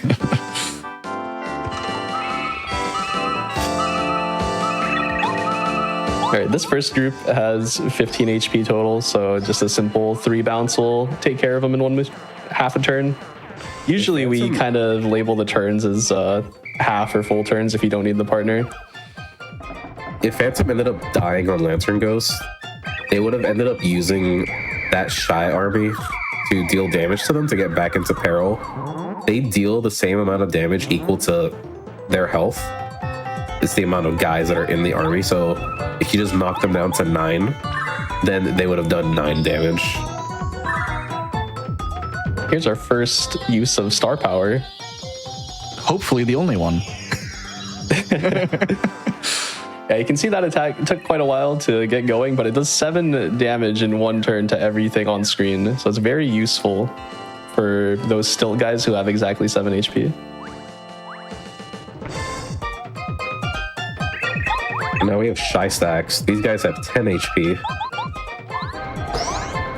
So Mario can take care of them, but not Watt. But we can use Watt's ability Power Shock here to paralyze these guys and let Mario finish them off.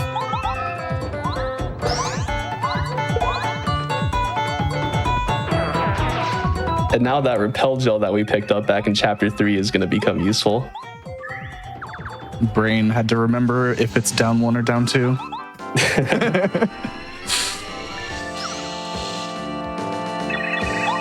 All right, let's go. That's fast. One bomb. Here's one element of RNG.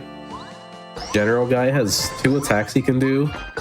He can either throw a bomb, which is 40% likely, or he will do the more likely 60%, which is the lightning attack. Here it is. If you break the light bulb on the back of the tank, he'll only throw bombs, but that's slow. Yeah, and the difference, it's about 3 seconds difference between bomb and lightning, so you really want the double bomb here. Yeah, it's just something we can't control.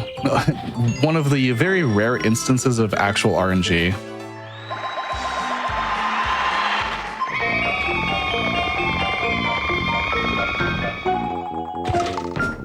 Yeah, chapter 3 and chapter 4 were pretty quick. Compared to at least chapter 1 through prologue taking up a large chunk of time, chapter 2 was relatively quick in its own right, and chapter 3 and 4 back to back are also fairly short. We do have a lengthy Peach intermission coming up, though. It's probably one of the most well-known ones. People typically remember this Peach intermission, I think.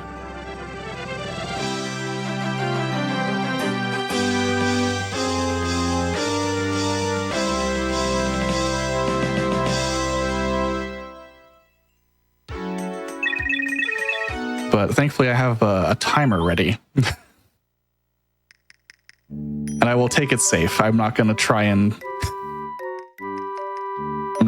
go right on the exact moment. Don't want to undercook your cake. Yeah.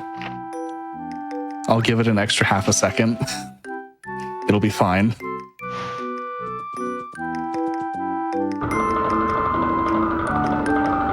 Kid me would have loved to have used the timer.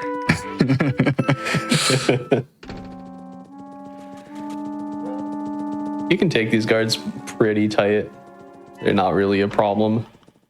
You could hang around like the edge of their flashlight and still not get caught. Yeah. It allows for some pretty cool movement. It'll be much more noticeable with how I do the chapter 5 intermission. Because there is this guard down here by the kitchen that does scare me.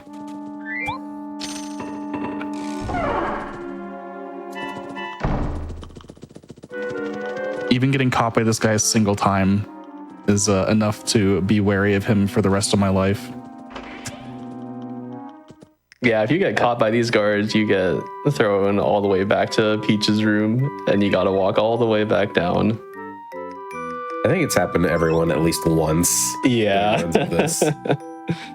Just taking it a little too close and then the walk of shame back. Yeah. Or the more likely option, you just reset your console.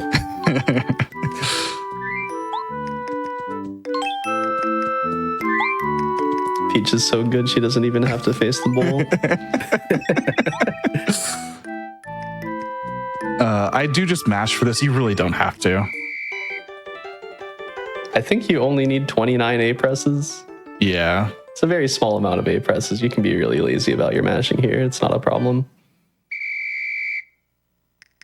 You could even probably count to 29 and be fine.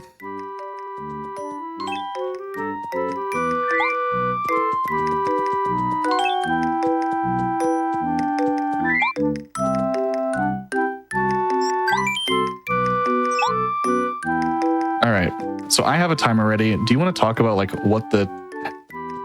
make everyone upset at how imprecise this actually is? It still makes me upset to this day. So the text says that you need to bake this cake for 30 seconds. The range that you actually need to bake it for is 23 to 36 seconds. I was so upset when I found this out.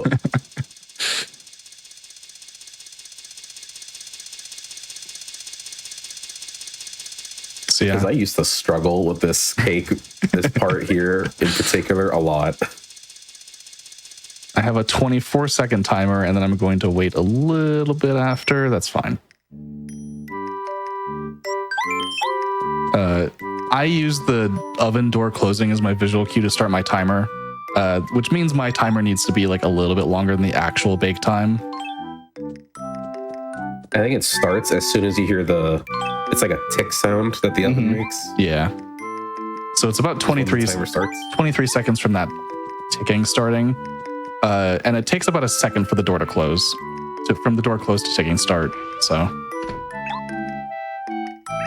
just a little cautious. And now Gourmet Guy is going to eat another cake.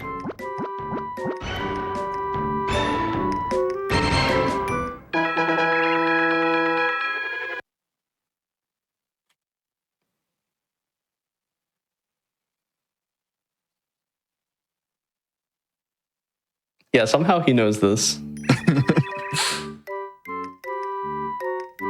The second most all-knowing character in Paper Mario, Gourmet Guy. He's just very... Maybe he's like one of Bowser's like strongest minions, but he just never actually fights.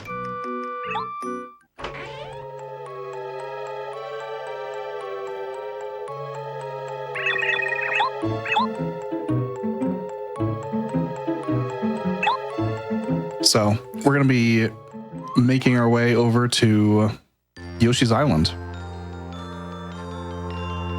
for Chapter 5. And we're going to get to see the best NPC. I don't know if I want to call them an NPC, but...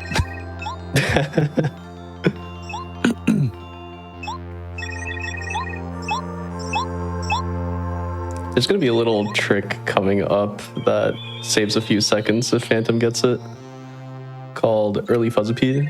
Just encountering the next mini boss earlier than you're supposed to. Mm-hmm.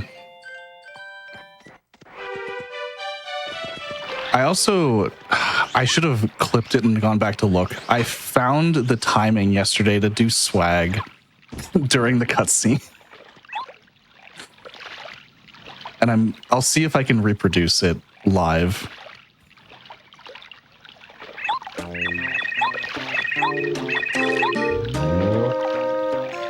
Otherwise, I'll have to go back and actually clip it for... Nice. Nice. So that right there, you want to jump on the second frame that you were allowed to move as Mario, and if you're in a good position, you can encounter Fuzzipede there. Yeah, this guy is a little dangerous. Without that Vault Room, he would straight up take away your action commands. Yeah. He can remove your items, your boots, your hammer.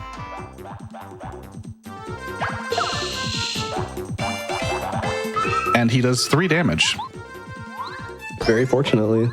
Very convenient for us.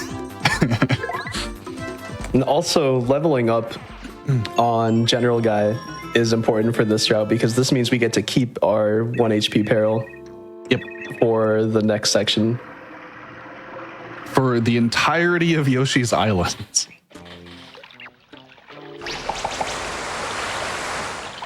And there's some pretty hefty fights coming up. Yeah, this is one of the scarier portions of the run, I would say.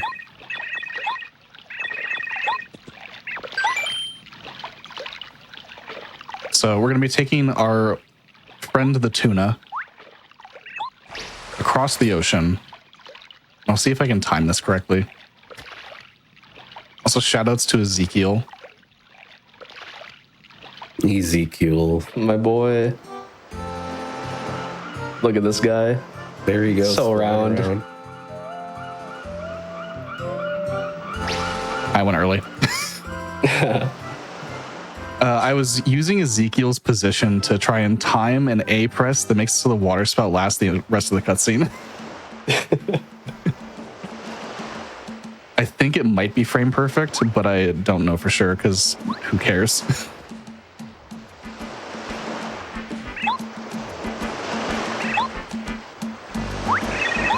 I will be grabbing an extra item here. I wouldn't normally grab this with this route. Yeah, there's another repel gel like the one we got in chapter 3. This particular one is just a backup. There's another one later on. In an ideal world, I would not need to use more than one on Bowser. But for the sake of safety and just in case, I guess, he is really bad. Sure doesn't hurt to have another repel gel on you. Yeah. It will hurt if I miss menu on Lava Piranha.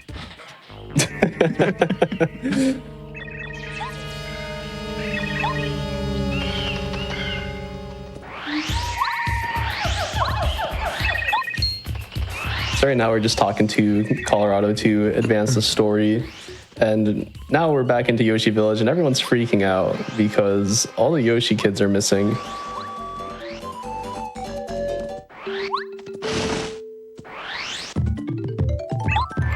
And this fish is supposed to be looking out after them. But the Yoshi kids aren't very nice and they got that fish into a tree somehow. So we're gonna say all 5 of them like threw her into the tree or something or what? Probably. Unfortunate, we're gonna say goodbye to Watt. We will not be seeing her again in this route.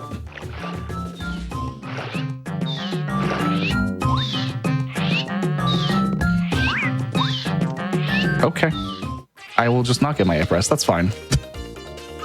As long as he doesn't stab me. So these guys are where it starts to get a little tough to run away from enemies. But it's no problem. That badge is called Power Quake, and now we're going to start to see a few uses of our hammer in battle. Especially while we're in peril, this badge becomes really, really strong. Yeah, very, very strong.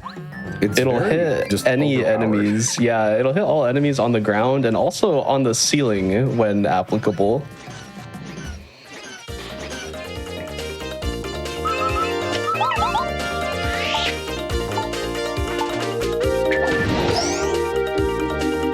So yeah, 8 damage is quite a bit. It costs, I think, 2 badge points and 4 FP to use, but just deletes so many enemies on the ground. Yeah, we'll be using it quite a bit.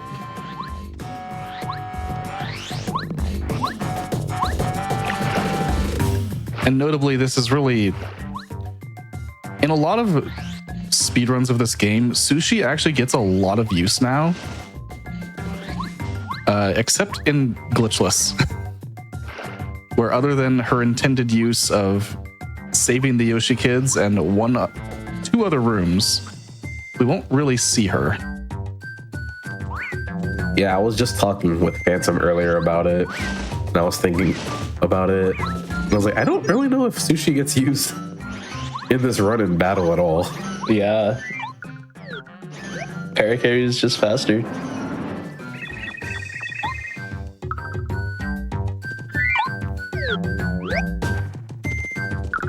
Okay.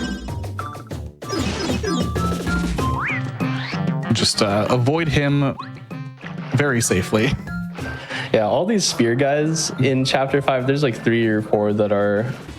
You need to do some specific movements to avoid them encountering you. We'll have another one coming up here in a couple of rooms.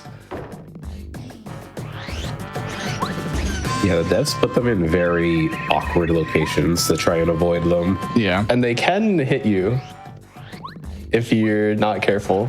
And being at 1 HP, that's something we really don't want to happen.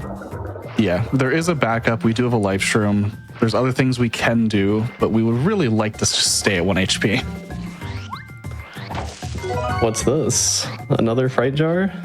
Unfortunately. Nice movement. Yeah, well, That guy is probably the worst of it. yeah, that guy is very scary. There is some like safer movement you can do.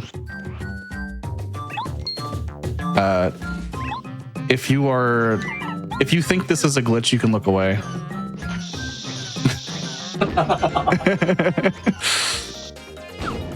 This is a mini boss fight. There's a cutscene to start the boss fight. And by first striking the plant with Bombette, it does not play the mini boss music, and you can actually run away when you're not supposed to be able to. You'll see a similar fight later on in the jungle where you do actually get the mini boss music in the cutscene to start the battle. But right here, we do need to conserve our FP a bit, so we first strike.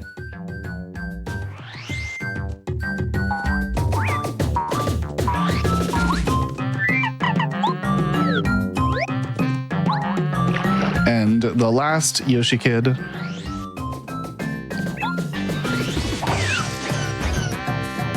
It's also in a tree, just like sushi. Nice angle.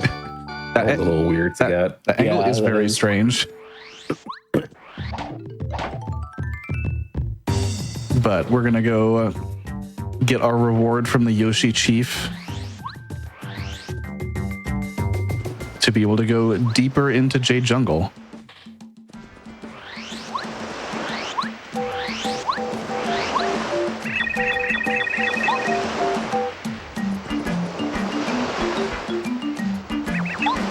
Like this, it is Yoshi's Island, but in like a weird way, it actually references Yoshi's Island, the video game, heavily. Especially with the ravens. Yeah, I think in-game it's just called Lava Lava Island, Yeah. but this is pretty much Yoshi's Island. You've got the spear guys. Mainly the spear guys, really. It's like the other big enemies that reference the Yoshi's Island game. Yeah. Got fuzzies too, but this time they're yellow. Oh, if it wasn't so far away, I'd grab my fuzzy plushes.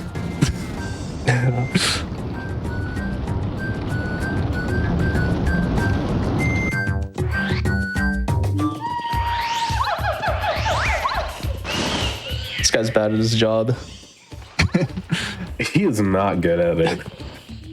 Yeah, if you go just a little far right on the bush, he'll lose you immediately. I like to think he just wasn't ready for someone to actually come into the deep jungle. So he just gives Hot up. lacking.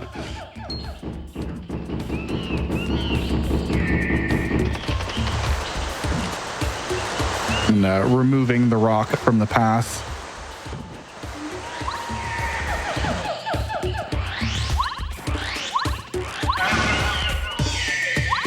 Kind of strange that they put the vine tree next to the bushes that you're supposed to open. It's kind of not really a puzzle at that point, but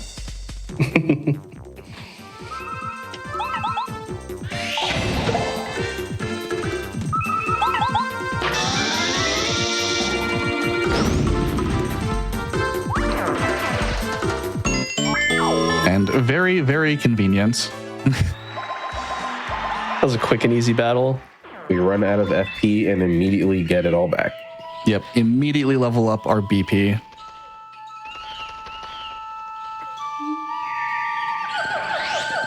We have picked up a few badges recently, so probably want that BP soon.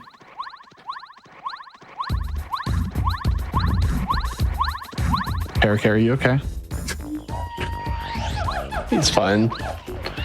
Having a hard time with the stairs, I get it. Honestly, me too, man. These rooms are difficult to get good spins on because if you press A too late, it'll just spin straight into the wall. and you don't have a lot of space to spin between the steps. And then you have like the curvature of the tree on the outside. Yeah, The camera's like a little weird. the tree on the outside is very strange. This is Raphael, the Raven.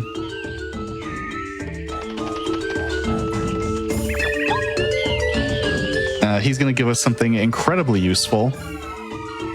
I was going to say glitchless exclusive, but I mean 100% exists. That's true. You don't see this normally. Mostly because this cutscene is very long and glitch categories can just kind of ignore it. It's not a very hard cutscene to skip either in Yeah. glitch context. Yeah.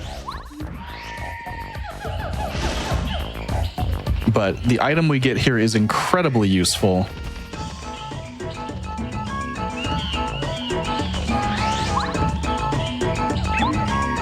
And kind of just...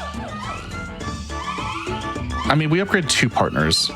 So it kind of defines the route in a sense with those 2 partners that we upgrade.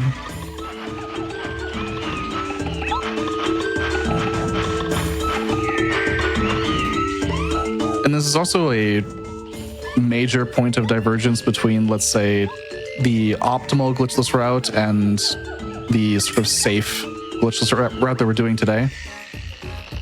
The optimal route would actually fork off here in a much more dramatic way.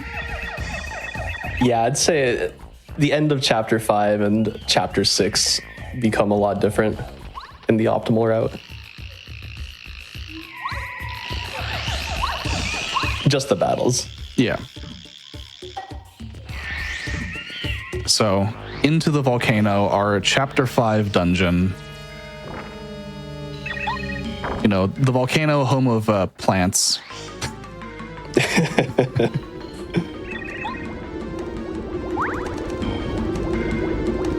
So right here, there's a platform cycle that Phantom's gonna try to get.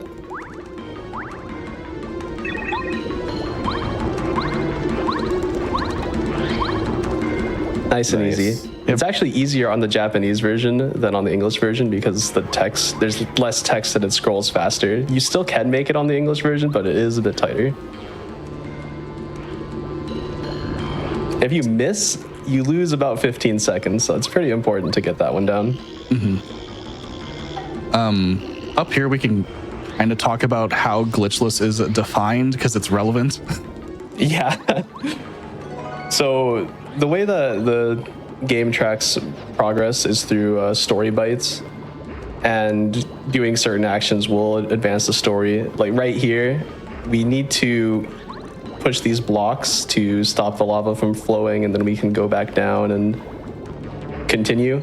You don't actually need to do this to get by. You can kind of just like jump down there and bypass the lava, but if you do that and come back, the puzzle will actually be solved for you. And the way that glitchless is defined is that you need to not skip any story triggers. Okay. That's fine.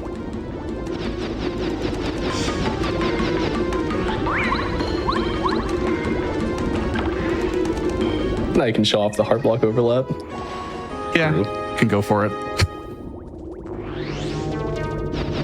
Yeah, It's taking like damage it's a here is not 9. really a problem. I saw you get to 9. I was like, are they gonna double block LP? I was like, that's what I would have done.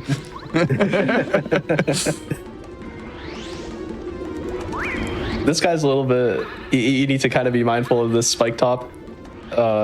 Sometimes you come in here... Yeah. Depending on what route you do, you'll come into the volcano with 1 HP sometimes. Yep. So if you jump on him, you lose your life stream that you just got. Immediately. Which is really bad because in glitch categories, there's a fight you do with the boss here where you take an intended death mid-battle to get back into peril. So getting hit by that guy is usually run over. And right there is the first instance of getting an ultra rank upgrade For paracarry, this means that they get stronger and they have one more move called Air Raid, and this attacks all enemies on the screen for 6 damage, which will be very useful for the upcoming boss fight. I could have gone to the second page. I forgot. HP plus moment. Yeah. And so this platform cycle, you can't actually make this. Not even Task can make it, so we do have to wait here.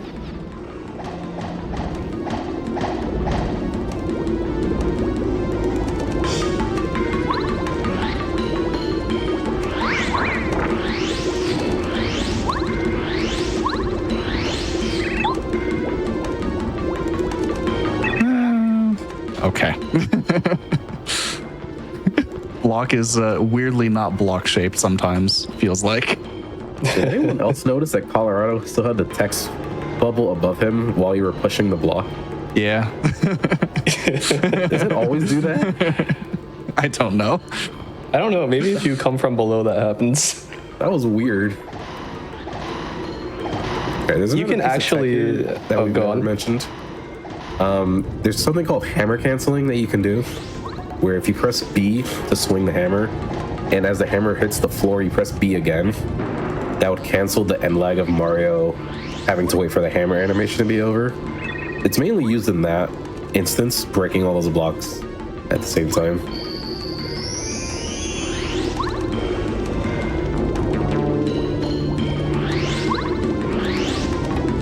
All right.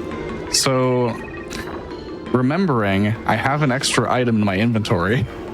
I was gonna remind you of that. We do use the Thunder Rage that we picked up in Chapter 4 right now. Lava Piranha has these 2 other plants around it, and we don't want to get hit by them. That's too much damage. Yeah, unblock. These lava buds deal 4 damage, and Lava Piranha itself deals 5.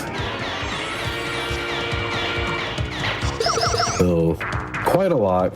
We can manipulate getting Peril with just the Lava Piranha itself. It would be a lot harder with the buds otherwise.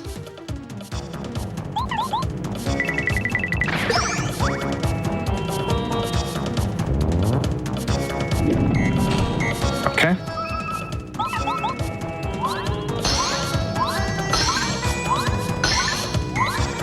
All right, coming up is going to be, that was a 4 cap right there. You can see Mario flying back again. This next bounce is very important for the cap. Ideally, you get a 6 cap. That's about a 32% chance of happening. And it skips a whole extra turn if you get it.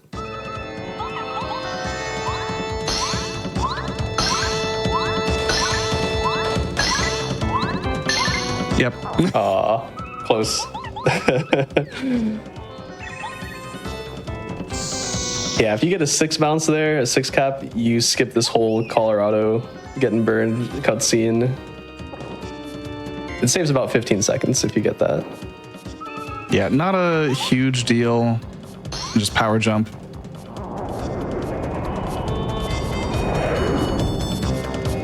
But there is a point where, especially with a route like this, that those 15 seconds can be felt.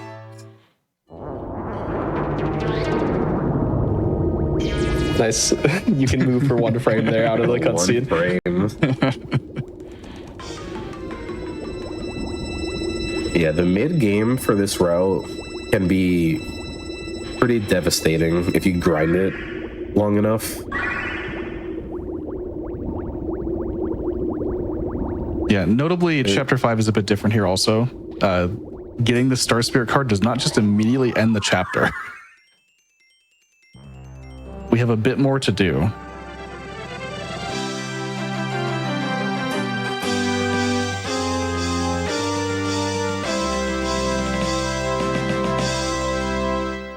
This is the fact that this is the way that it is for, a long time had a pretty big impact.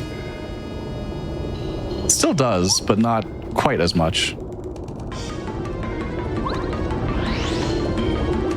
Yeah, because of the way this whole sequence works, this was like the primary way of skipping pretty much the first 5 chapters, or at least like beating the first 5 chapters of the game.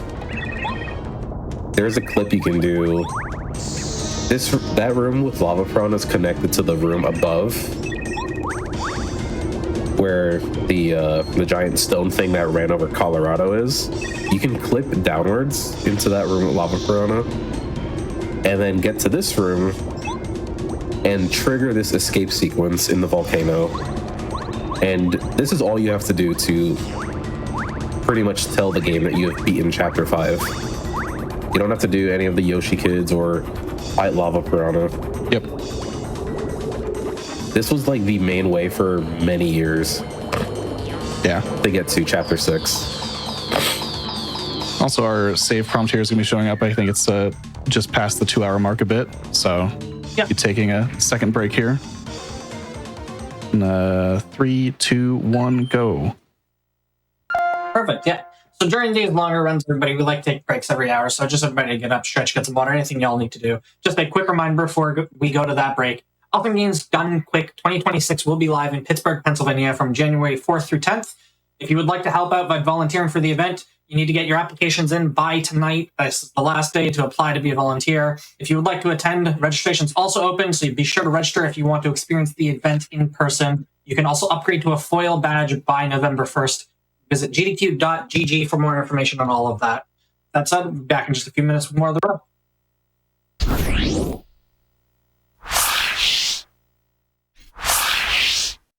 Hello, everybody, and welcome back to the Games Done Quick Hotfix. Today, we're showcasing some Paper Mario games, and we're in the middle of a Paper Mario run. I'll hand it right back over to you whenever you're ready. Yeah, let's get into the post Chapter 5 each intermission in 3, 2, 1, go.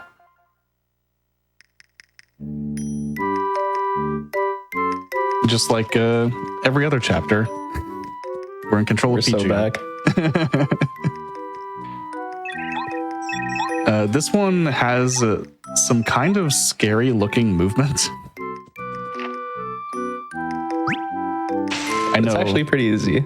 It is pretty easy. I know a lot of people watching don't necessarily, they're a little afraid sometimes.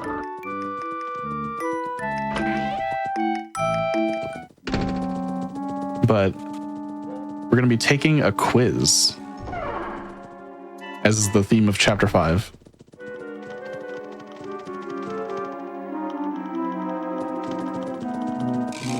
Very nice. It looks scary every time.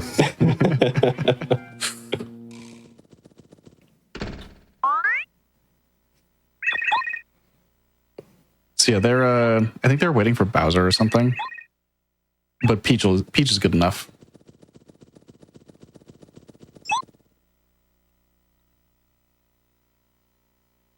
Definitely can't see Twink right now. Nope. Not at all. He blends in pretty well with the yellow pedestal thing. Kind of, yeah. So there's 10 questions that get asked here, and you buzz in and you pick the first option 9 times.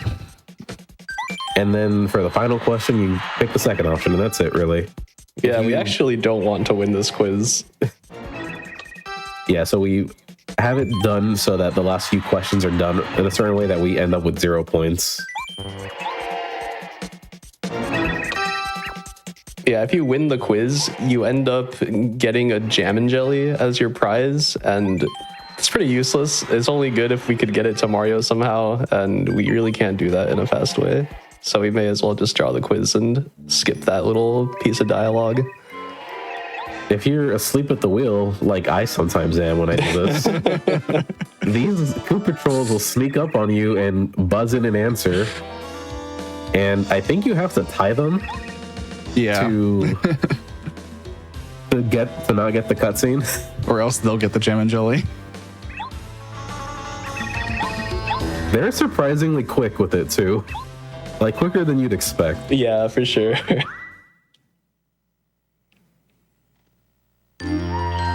Yeah, speaking of the jam and jelly that we could have gotten,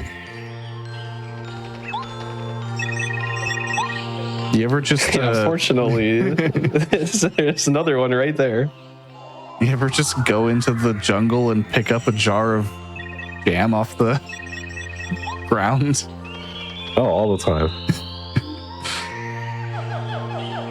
It's my favorite place to source my jam from is the jungle.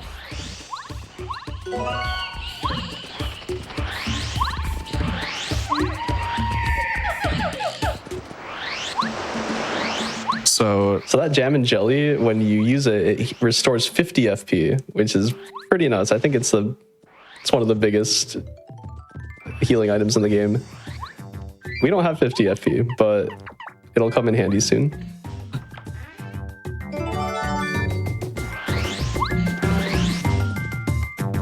doing a few quick pieces of prep. Mostly that rebadge as well as swapping to paracarry. Yeah, when it comes to healing items in this game, there's the only like when I say mid-tier, I mean in the literal sense of like middle healing territory, like 20s or 30s area. There's not really many items that heal that much aside from a Wacka's bump. The most common item you see is like a maple syrup, which only heals 10 FP. Yeah, like the middle tier healing items are usually made by Tasty if you bring her ingredients. Mm-hmm. So we just have overkill items like Wacka's bump or jam and jellies.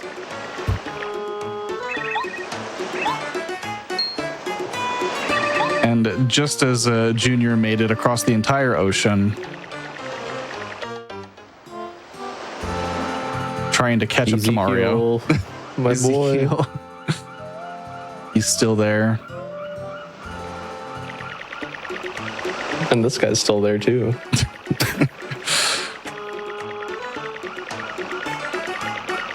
This is honestly one of my favorite bits in the game. This cutscene here. It's pretty good. Because the text right after is very good. It really is. And this fight has not really a whole lot going on. This one piece of tech, really tiny. Yeah. It would be a bit scarier if Junior Troopa had had a little forethought going into this plan. Just a little bit. I mean, his transformation is pretty thought out. Yeah. That's true. But he forgot that he could fly. So he swam and pretty much has half the energy he's supposed to have. Yeah. So less health, but he does have a spike on his head. So unless you have like spike shield like Phantom does, or like hammer throw, there's not a lot of many things Mario can do that isn't related to star power or items. Yeah, this is the only fight that we use Spike Shield for, which we picked up all the way back in Chapter 2. It's really the only spiky enemy that you'd want to jump on. Because there's no other spiky boss fights. There's also, I don't know if there's many spiked flying enemies. I don't think there are any others in this game. Yeah.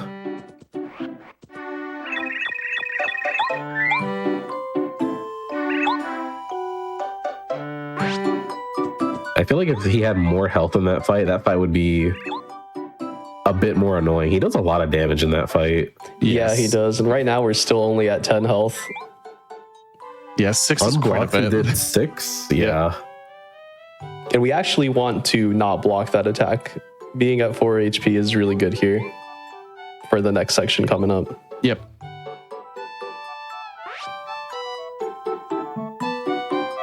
This is also a pretty big section for some RNG.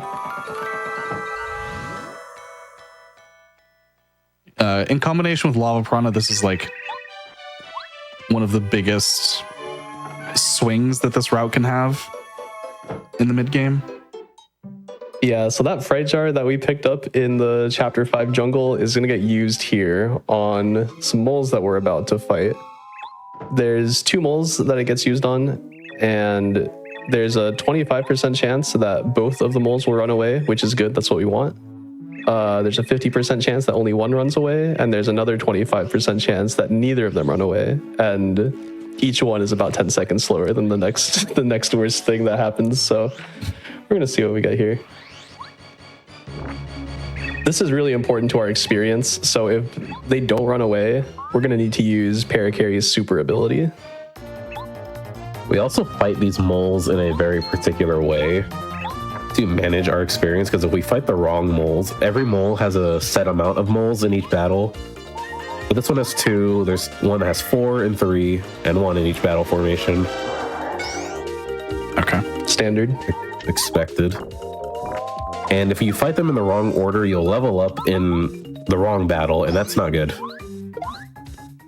Conveniently, these guys do 3 damage, so being at 4, taking 1 hit will put us at 1.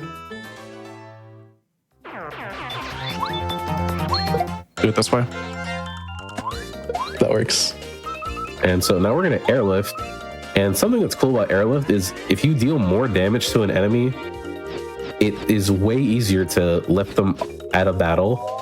If Phantom didn't do that first strike, that would have been a pretty hard mash Yeah. to get right.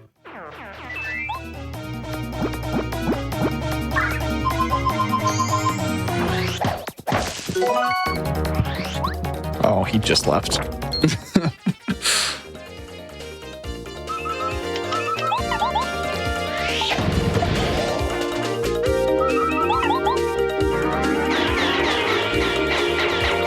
Yeah, being in peril at this point makes these fights pretty easy. And we have that jam and jelly to get back up to full FP. These fights take 10 FP each, so we're perfectly set here. Yeah, these guys normally have 12 HP, which Light work. can be a lot. But with Peril, Power Quake, and Air Raid, it's pretty easy to get rid of them. And conveniently, we're leveling up again. Yeah, we ended the 3 mole fight at 96 star points. So we really needed that XP to be the way it was. Yeah, if we did the inverse order and fought the 4 mole first, we would have leveled up early and had to do like Starstorm, Air Raid, and I don't know how much that affects routing afterward because we need to use it again. I'm pretty sure afterwards. It's not good. This room is a little infamous. The Death Room, as it's called. Yeah, these guys are a little bit scary. They like to chase you around. Okay. Yeah. He was really far left. Yeah, the Huff Puffs, or the Tough Puffs rather, those guys are whatever. Those Zaps are always trying to first strike you. And if they initiate a first strike, you're taking, I think, 6 damage. Yep. Way too much. There are Very hard backups to back if that up. happens, but yeah, they're not ideal.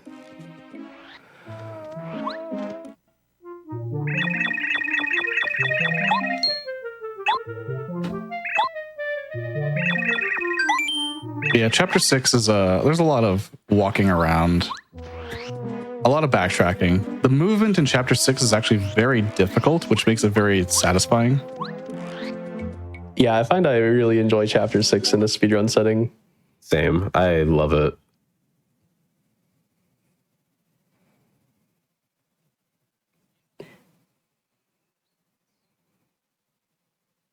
Just in terms of like platforming.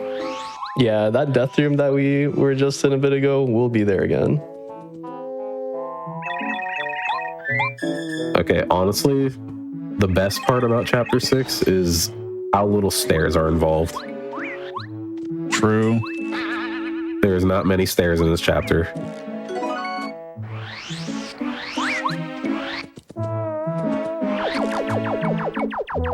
Yeah, just like those, just like the Bazaps, Spinies are also trying to throw themselves at you and hit you. They deal like 4 damage unblocked. Yep. Everything in this chapter is just trying to kill you, is the main point I'm getting at. It's very scary. So right here, we're using Paracarry first because the Spinies have defense and items will pierce that defense. The Spinies, I don't know how much HP they have. I think it's like 4 or something. So they would die to that shooting star. It's ideal to kill all the enemies at the same time so that their death animations overlap. Mm-hmm.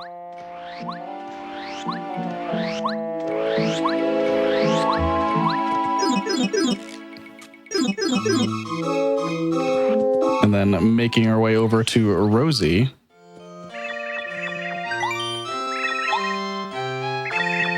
Who has the Waterstone for Lily. Yeah, she won't give it up unless you give her something that is even more beautiful to look at. Very, very selfish plant, I will say.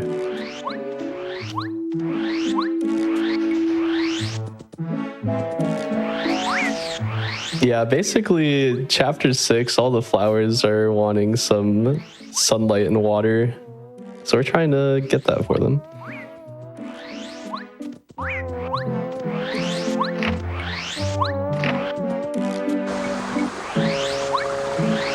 And then Posey over here is going to give us some dirt.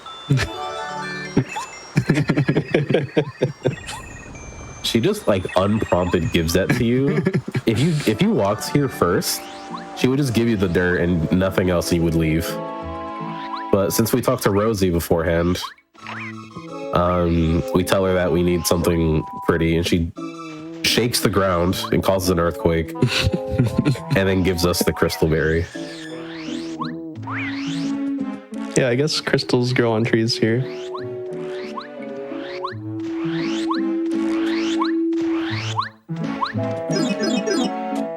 And then that'll let us get the Waterstone. And then we bring that back to Lily for the water.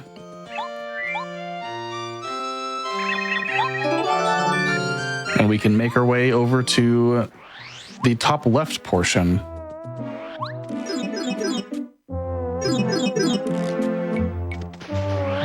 Flower Fields is like 6 individual paths with a lot of double dipping each path.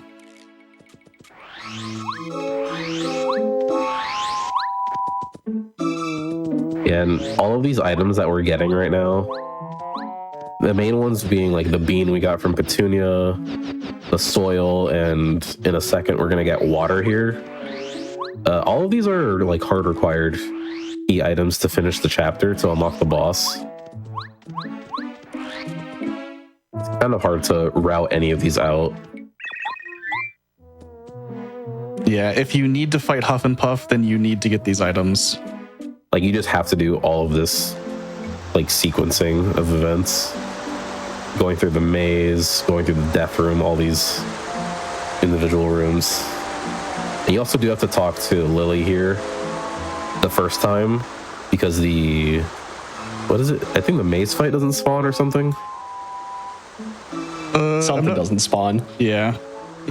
Something doesn't get set properly if you don't talk to Lily the first time.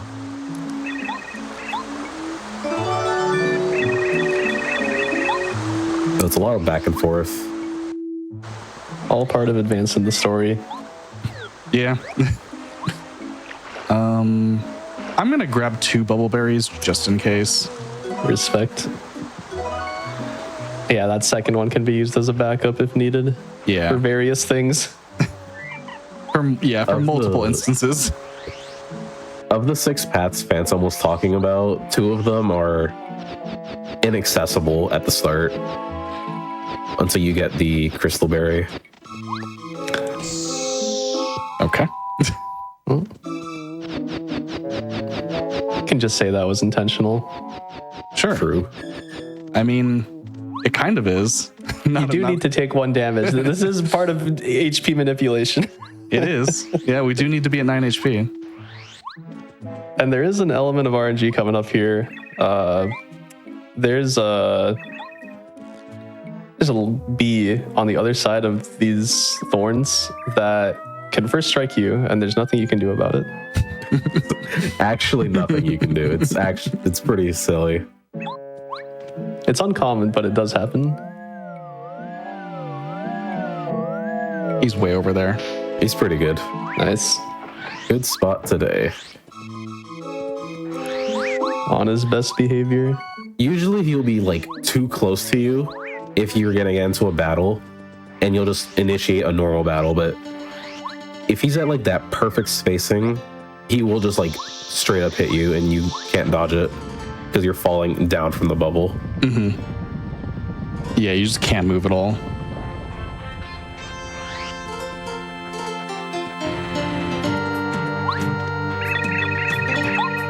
And then we have a mini boss here coming up.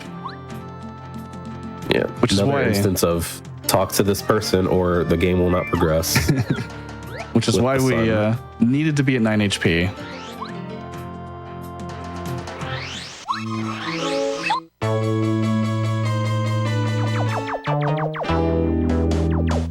Because this is Lackluster.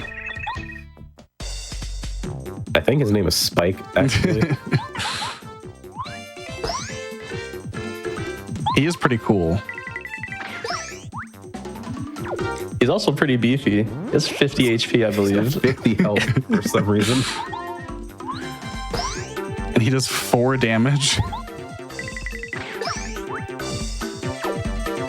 I like that on the English version, his name is just Spike ?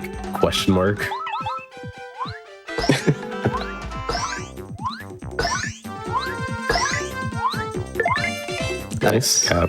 That cap is a little important. If you get 4 capped, you have to use a shell shot to kill him, which uses FP, and we do need to have 6 FP for the next fight that we do. Mm-hmm. Would have to eat a stinky herb to get that back.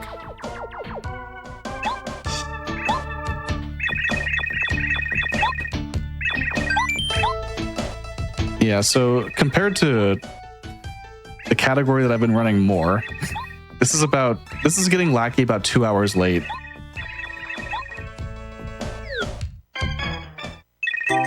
Yeah, so Lackluster, very, very absurdly broken partner out of battle. I can't say the same for in battle. I will say. The way Cooper like fell off pretty early on, I think Lackluster is just a falling off in the moment you get him territory. Yeah, for being he's the last partner that we get. We never use him in battle. Well, okay. That's not true. we never attack with him. Yes. In battle.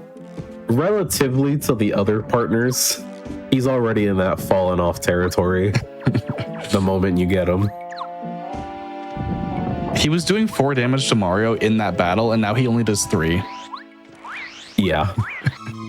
Well, he got beat pretty bad by Mario.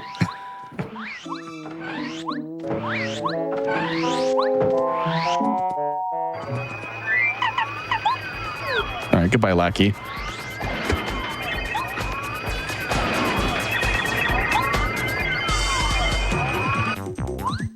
Because it turns out I can't use you for this.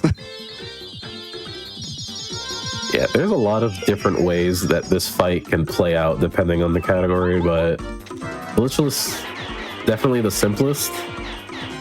We just kind of annihilate them with Shooting Star Air Raid. Yeah, having Air Raid and Glitchless makes Chapter 6 a lot better. And here's our first HP level up. Yeah, the enemies are starting to do a little too much damage relative to how much we want to deal to them to make sure we don't die. Especially this next boss fight.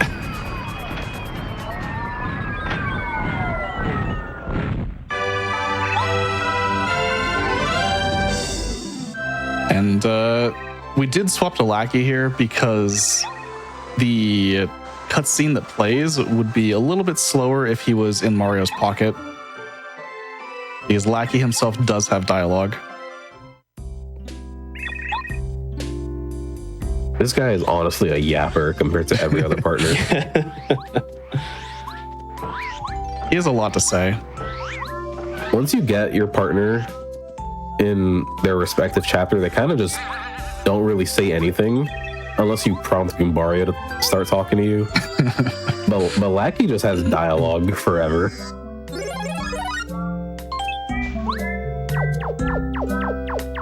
And now we're gonna upgrade him the first time. We're not gonna use it in any way, but we do need to get Lackey's second upgrade later on. Yeah, his first upgrade is Cloud 9, which applies a buff to Mario that makes it so every attack has a 50% chance to just miss.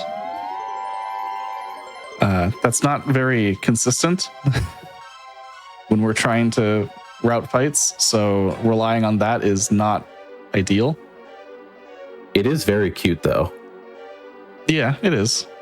It spawns a little cloud around Mario and has a smiley face.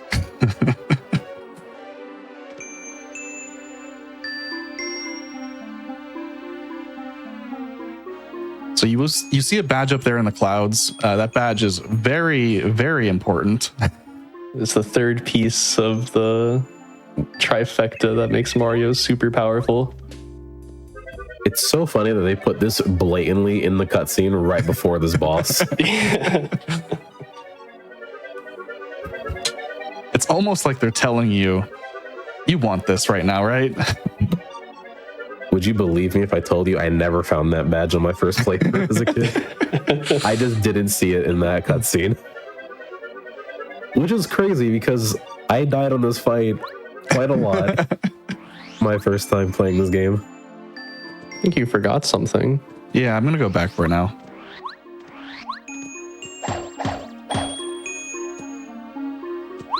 Oh, Yeah, so this platform cycle, if you were to get on it immediately after riding the beanstalk, it takes a second more to hit the ground. But if you reload the room and then get on the platform, it saves a little bit of time compared to waiting for the elevator.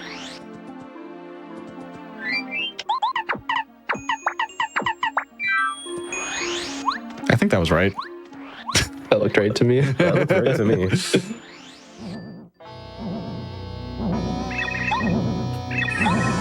All right, this is Huff and Puff. Pretty monstrous HP pool compared to anything else we've fought so far. And we also just picked up that jump charge badge. It's going to be really important in a second. We're charging up Mario's jump attack right now. The main gimmick for this fight that we're going to completely ignore is that every time you hit Huff, he spawns mini Tough Puffs, and they can attack on their own after Huff, or before Huff. And after a certain point, Huff will eat them and heal back his health that he lost. So you're supposed to hit Huff and then hit the mini clouds and rinse and repeat till he gets to 0. But we're hopefully going to dodge all of that right here.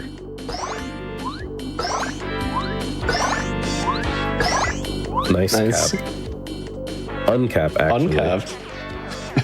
Rare.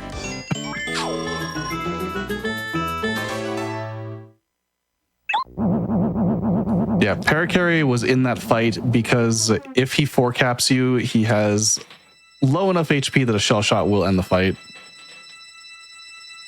And 4-cap isn't unheard of by any stretch. Shell shot, I think, only loses. It's not a lot of time. It's like 3 seconds, yeah.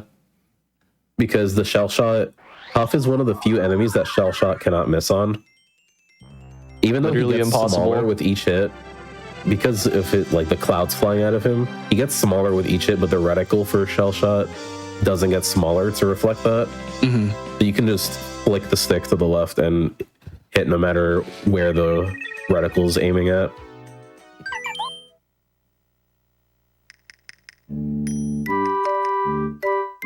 And we're back to Peach.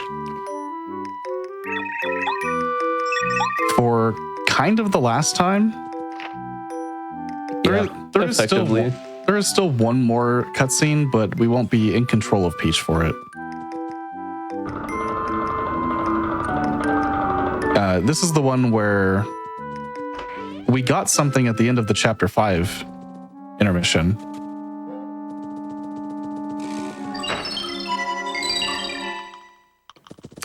That guy totally couldn't see you there. Nope. What is this item called? The something The parasol? sneaky parasol. Yeah, that was the consolation prize for absolutely ruining the quiz for everyone involved.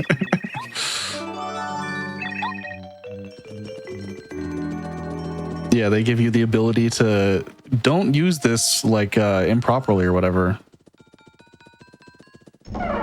Be really bad.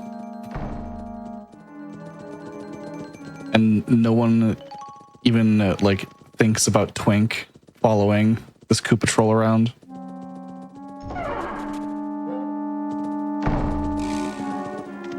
Pay no mind. Just another one of Bowser's minions. Yeah. He's honestly a minion in training.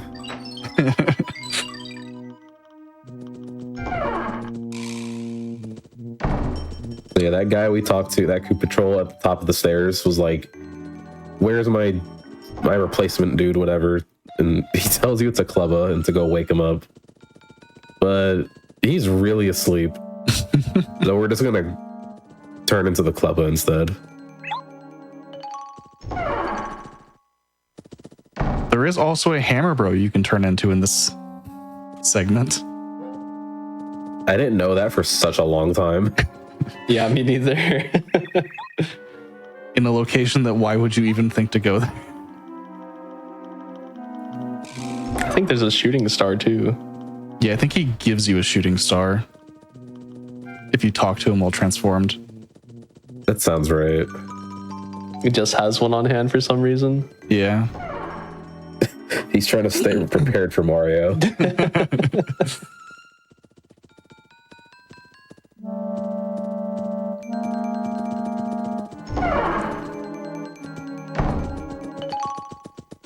And now the end of Control of Peach. Forever. This is one of those segments where, like, whenever I meme about Hold B, this one always comes to mind because I'm quite literally holding B for like the 3 minutes you're walking around for this. Yeah. Outside of having to press it when you transform and untransform. If you press B at all while in a disguised state, Peach will revert back to being Peach. And that's really bad.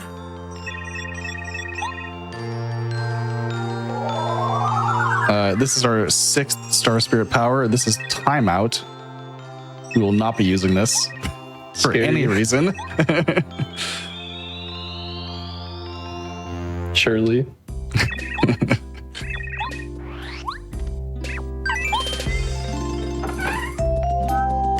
Yeah, Timeout is very, very powerful. Disables enemies for multiple turns if it works. It's pretty much Lullaby, but way better.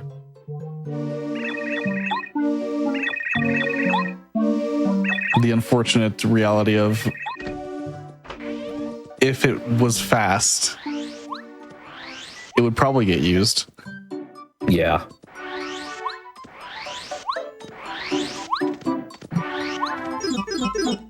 And this is our first time in the sewers.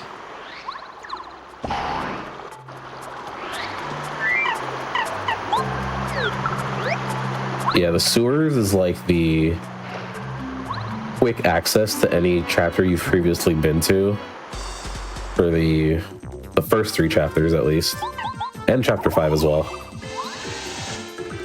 And throughout the sewers there are multiple of these fights with bloopers. We're only gonna see this one. This guy is definitely intended to be like fought around chapter 3, chapter 4. We're about to enter chapter 7. He only has 30 health, so he kind of melts from a 5 cap.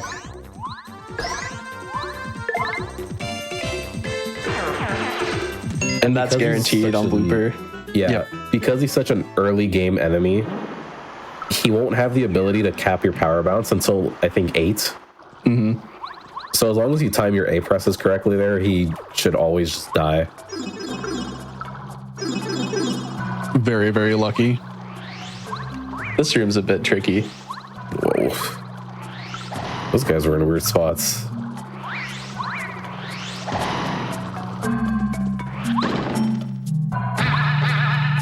And our final upgrade. Red shoes. Red shoes.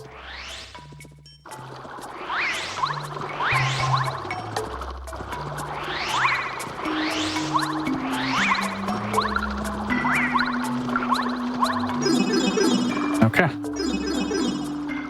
Out of that, I'm This gonna. segment of the into this. sewers- Respect for reloading the room. Yeah. This segment of the sewers is very spooky because the blocks that Phantom did on the blooper fight were intentional. Like, we are manipping Peril for our next fight that we're going to do. And if Phantom takes any damage at all, because everything down here is trying to kill us, they will try to first strike you. So if you get into a battle here, you're probably taking damage, and it means you have to heal up. And they deal at least like 3 or 4 damage. Yeah. And Yeah, if getting they back hit you. to- Getting back to 13 HP specifically is kind of awkward. So like your best healing item, if you don't take the end rest here, is a life shroom. It's very tragic for sure.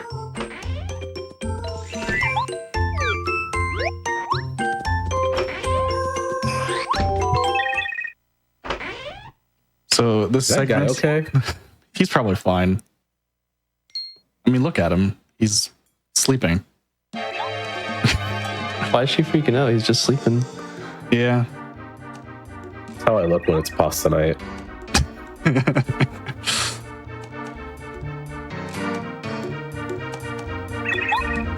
I think tonight is go get curry night. I am still in the to be announced stage of later tonight for food.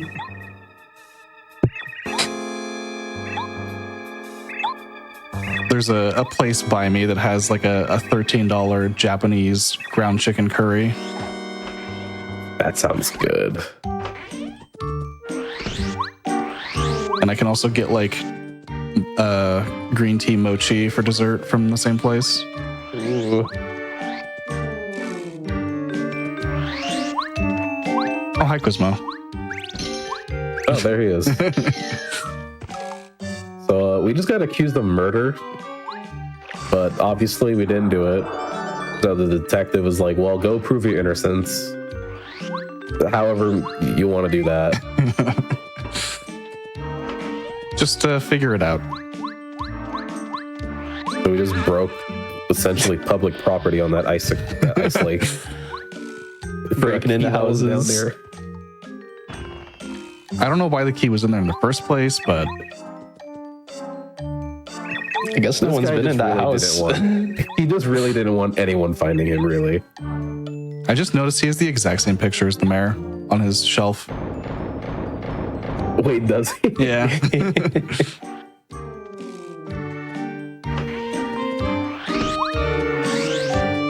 Literally, This guy has like the ability to warp your movement for some reason. Yeah, he just has like a force field around him. yeah. No reason. He's the only guy that does that.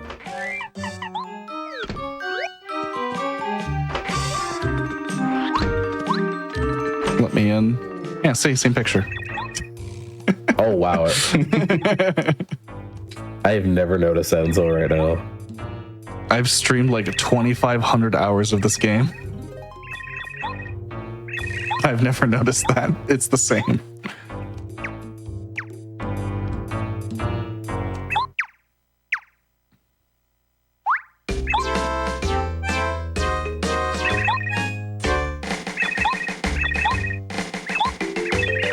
we do swap our partners around a little bit while opening these doors because, especially here, we do want paracarry for some safety in the upcoming fight. It's a little risky without some extra damage.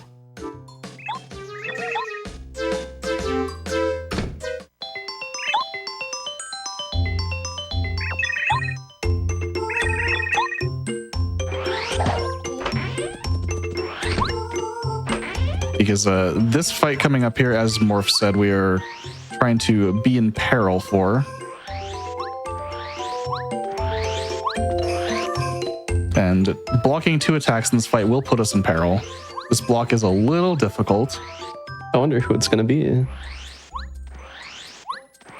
It's been long enough. You guys thought we were escaping from this guy? If only. How did this guy get here? He has wings sometimes. That's probably He's given up on the flying shenanigans. Now he's just straight up doing wizardry.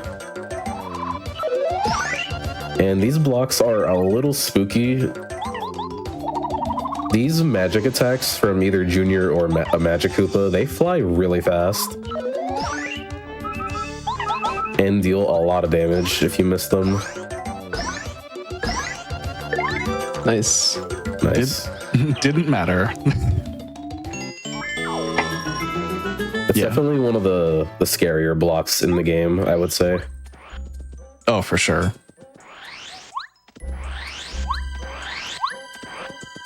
Because if you miss one of those blocks, you need to heal and then try again. Would you just use the... What's the Chapter 5 ability? Smooch. Yeah.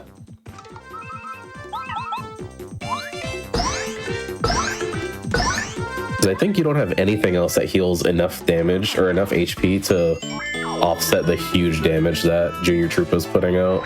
Yeah. Because unblocked, that magic attack is dealing 8. Yes. Because we have damage dodge equipped right now. It's too much. Yeah, it's way too much.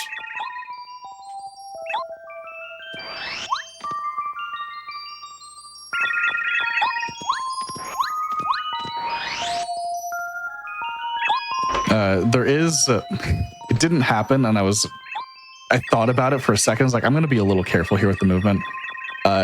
He can get caught on that ninja and just soft lock the entire game. Oh. Huh? Yeah. There's a soft lock risk in this room? Yeah. He can get caught on the ninja that's walking back and forth. It's pretty rare. I've seen it exactly once. I'm surprised I've never seen that. It's pretty silly.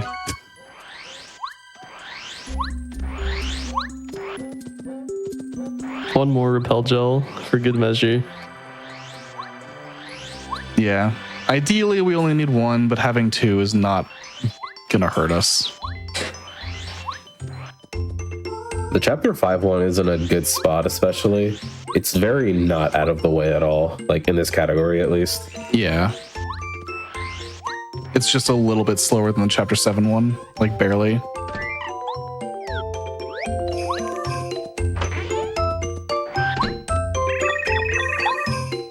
And we have brought Cooper back out. Very strange.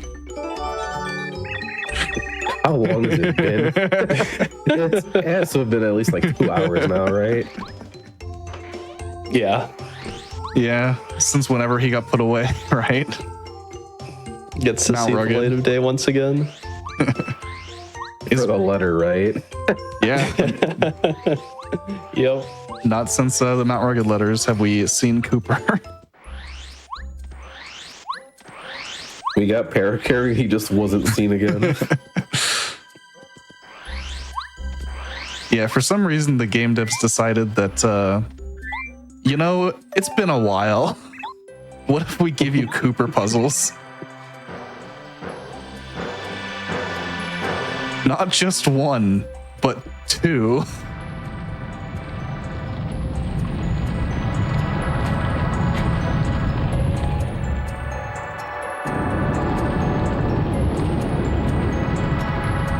Like, Chapter 7 makes such heavy use of Cooper and Bombette. Yeah.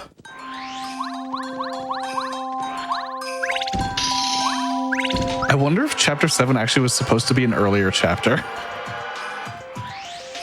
If we were thinking Chapter 2 was supposed to be like a later chapter. I've also always thought Chapter 6 probably was meant to be earlier. Because Lackey comparatively is pretty weak compared to the other late game partners. That's true. I've always thought that.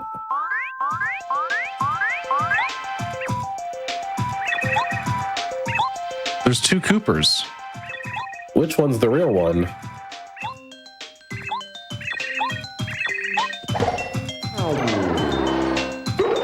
All right, so you notice that we upgraded Lackey twice, despite saying that he is not useful. Now he's useful. One incredibly good move. So this is Hurricane. If you can mash A and B together well enough, you can just not battle things.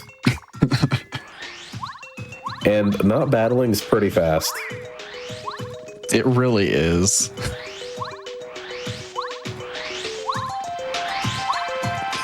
Especially with all of these mandatory fights coming up. There is a lot of like mandatory fights in this chapter. Yeah, we'll be seeing a lot more of Lackey.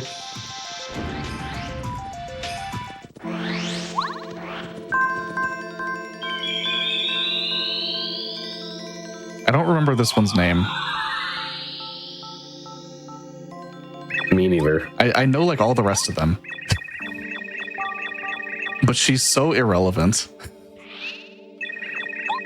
You literally seal her away once you put this Starstone in its place.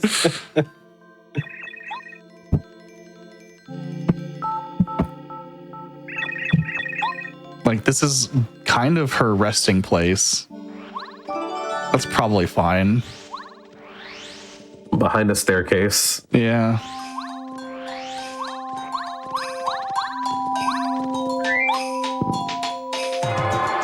It's even staircase shaped. It is.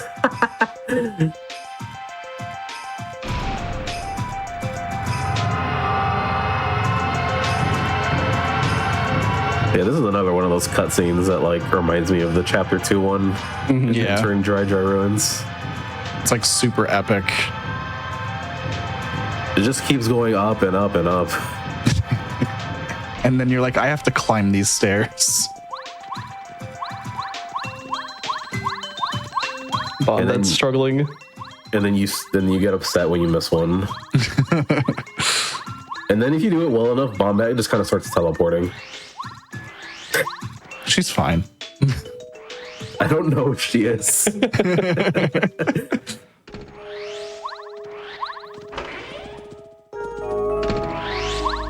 And like thematically, Crystal Palace is very cool.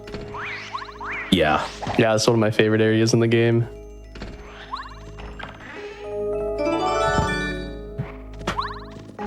Like there's a lot going on here. The rooms are all kind of tight. But you have the entire gimmick of the two sides.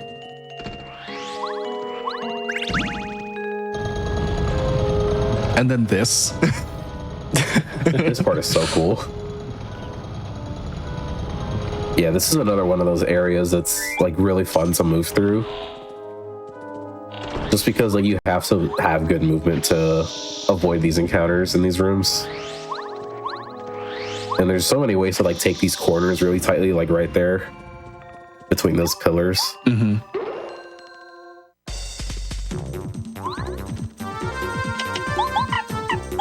And then you have Duplighosts. These guys are kind of annoying. They have 15 HP, and if they decide to transform, they have a really long animation of them just transforming into your partner. But they're just really bulky is the main thing. Yeah. The 15 HP is a huge deal because how are we dealing 15 damage?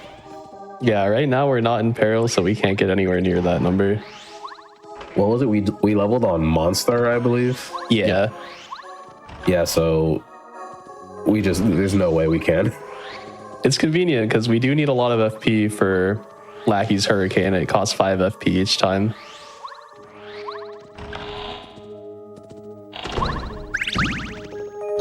Yeah, we have 30 max FP right now. We will not be getting more. 30 is a lot.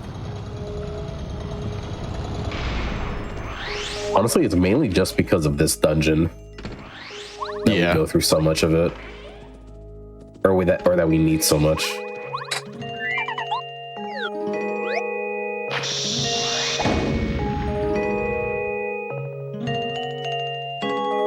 Oh boy, I wonder which one is the real Bombat. I hope it's not random. Could you imagine? You can actually you have enough extra FP to do one more Hurricane. If you hit the wrong one, then you have to fight the Dupligos. Mm-hmm.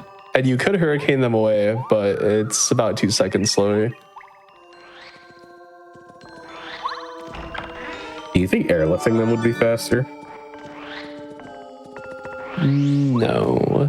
No, I think what actually makes it slow is the double partner swap. The extra. You have to swap for Lackey anyway. I think it's just a little bit slower by the time you get to the next set of enemies that you have to blow away. Right. Makes sense. So these ones are a little bit harder than the Duplighosts.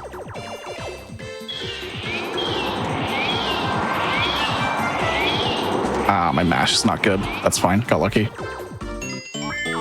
I will get into a better position. This mash is really, like, just awkward having to press 2 buttons at the same time. And you have to do it pretty fast. Nice.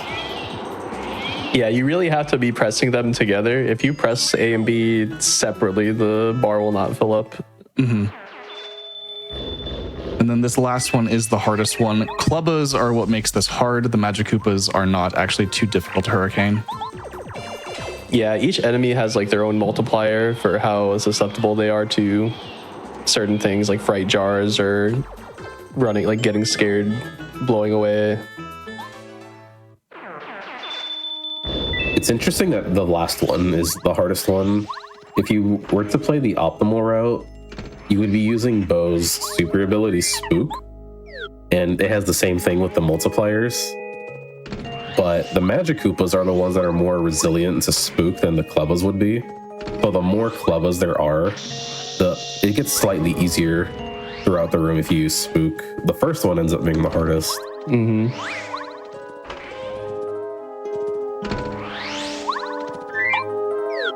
Hello, Cooper.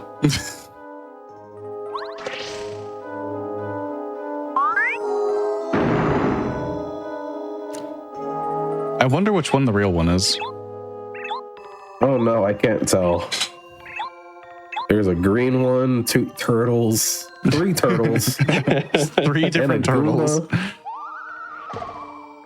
One of them has a mustache. I can't tell, man.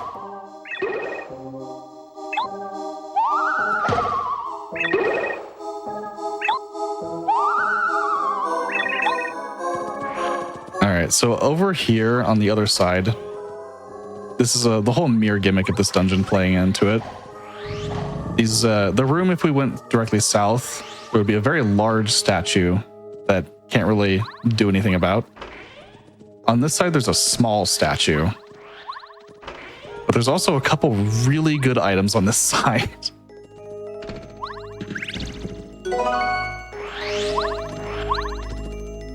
Like that jam and jelly, and the badge down here is very, very nice to have. Yeah, so this badge is called P up D down. It'll increase your offense by 1 and decrease your defense by 1. Both are useful. It'll help us manipulate our HP as well later on. It's a very free way to up your attack this late in the game for just 2 badge points. There's other badges that increase your attack, such as All or Nothing, where if you hit your action commands, you do more damage, or Power Plus. There's like, but those are like pretty expensive. All or Nothing is 4 BP, Power Plus is 6, but this one only costs 2 BP.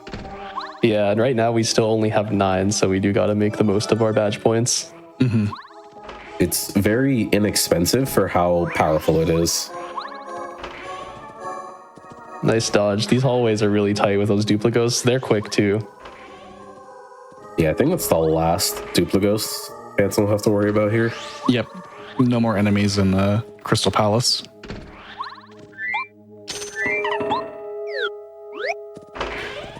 However, this fight is going to be... It's still pretty tough. These blocks are not easy. Especially with the way that we have to block it.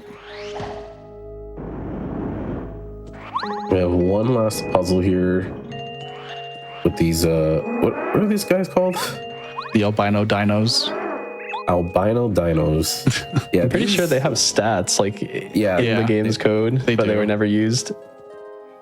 Yeah, they're unused enemies.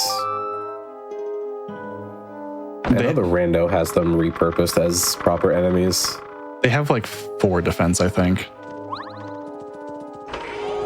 Kind of a lot. I think their only attack is just them running at you. But it's weird because they charge up at first and then just blitz. Yeah. But blocking it is kind of awkward. Crystal King here has 70 HP.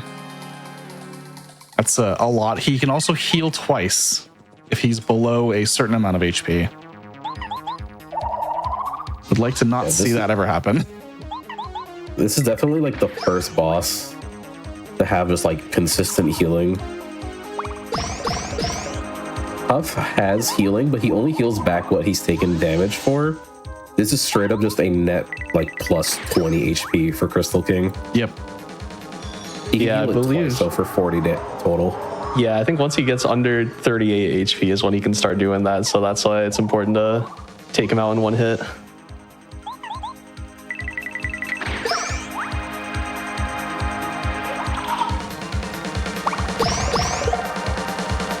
Okay.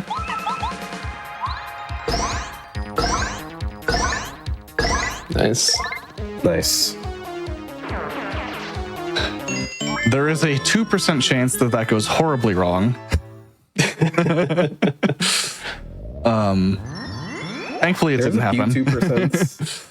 There's a few 2% that can happen that we'll lose a lot of time or a good chunk of time and like you could continue. That one is really bad.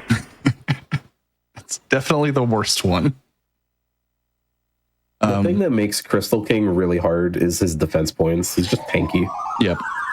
And this is also going to be our last break of the run before going to Chapter 8. So, coming up here on the save prompt.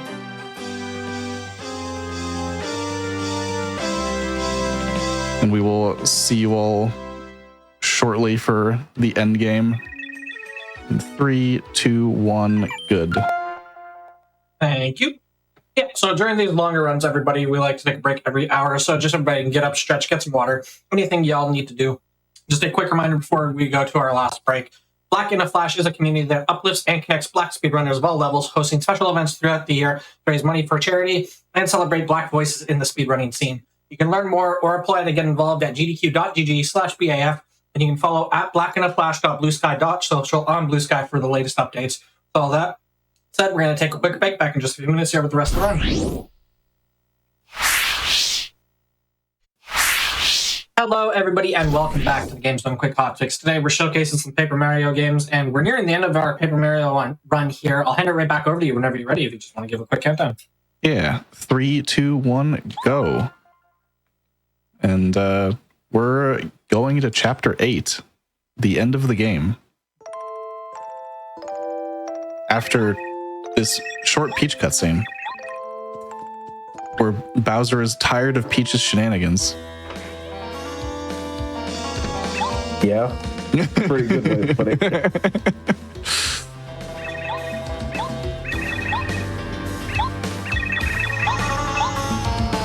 Yeah, Bowser knows that Mario has saved all the Star Spirits and is very annoyed about it.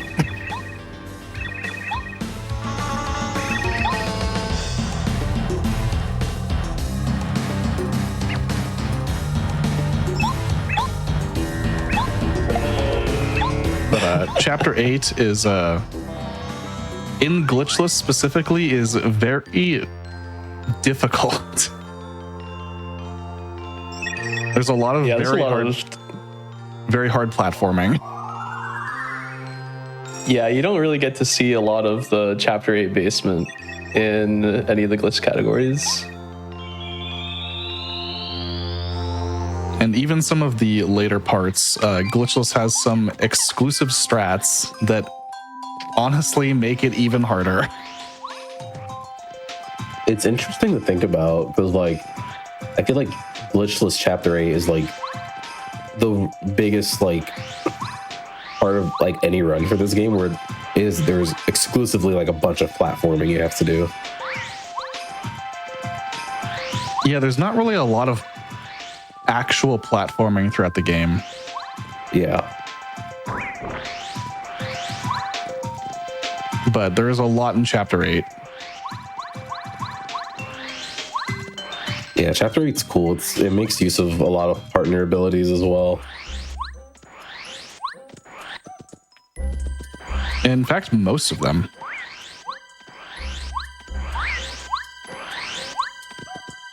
Like, we'll get to see Cooper again, although we don't technically have to. We also don't I guess have not. to use Watt.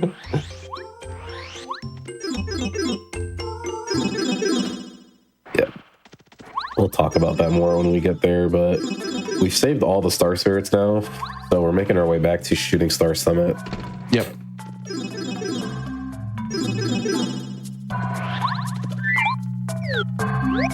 Here's this wall I always forget about, only in Glitchless. It's like, why is there a wall here?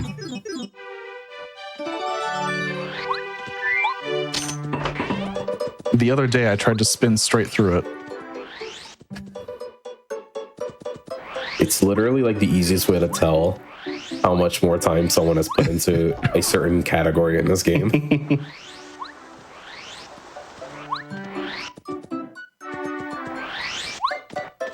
Yeah, in literally any other category, you would have gone into the sewers through the other side 2.5 hours ago. This section's really nice. Let's speedy spin. It's so cool. It's such a big difference.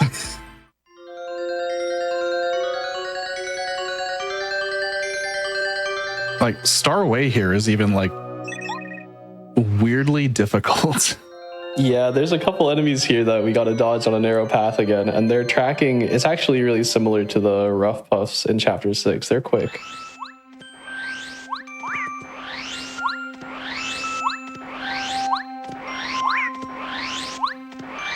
Yeah, they fly in like sort of like an arc.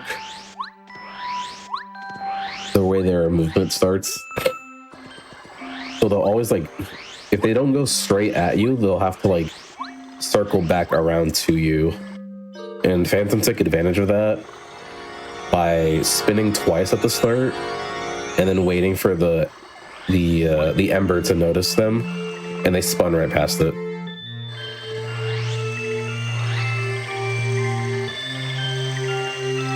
And since we've saved all the Star Spirits, they will reward us with the bathtub. Legendary bathtub.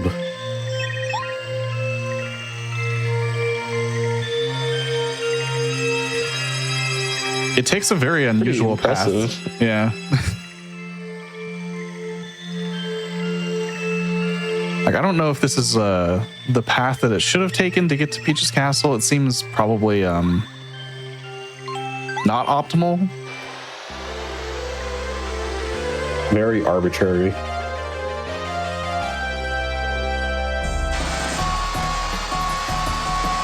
Then he just ran out of gas. He runs out of gas. Maybe it's just the tank before giving it to you. The only parking spot. Yeah, there is a whole landing dock there for the clown cars. Yeah. I wish for shroom cake. I wish for shroom cake. Lots and lots of shroom cake.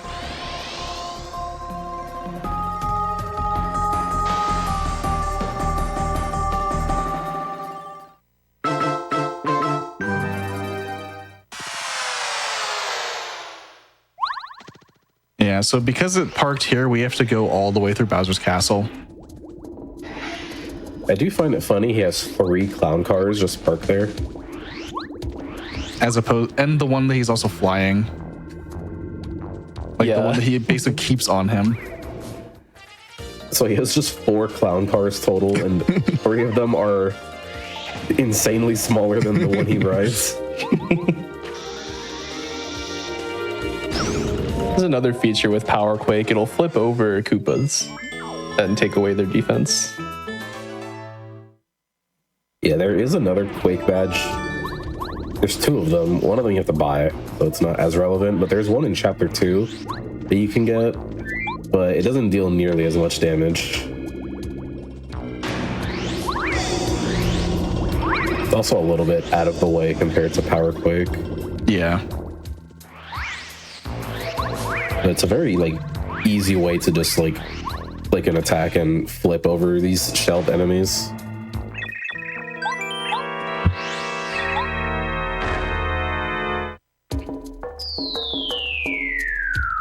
So welcome to jail.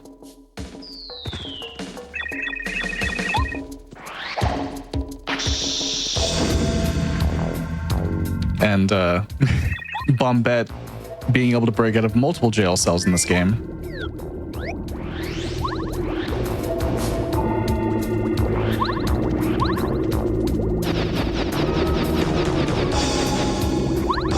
Okay. Close. Close. Yeah, so the basement here, very lava filled, and has a lot of potential for like really tight execution to get across these platforms.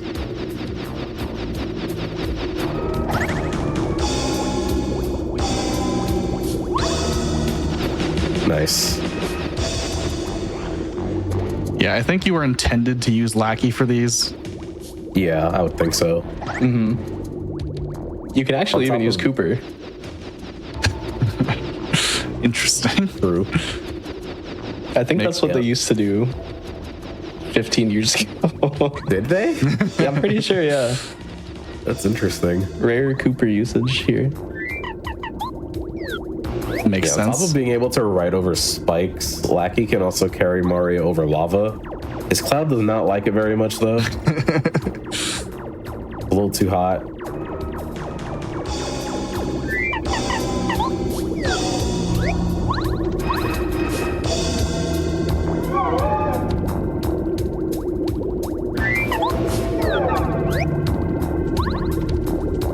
Anyway.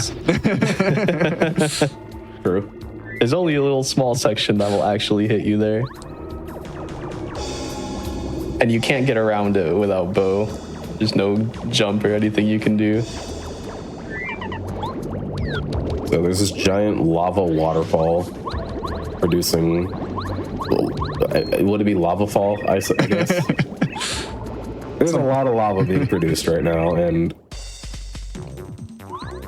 This Magic Koopa, these blue Magic Koopas, I despise them.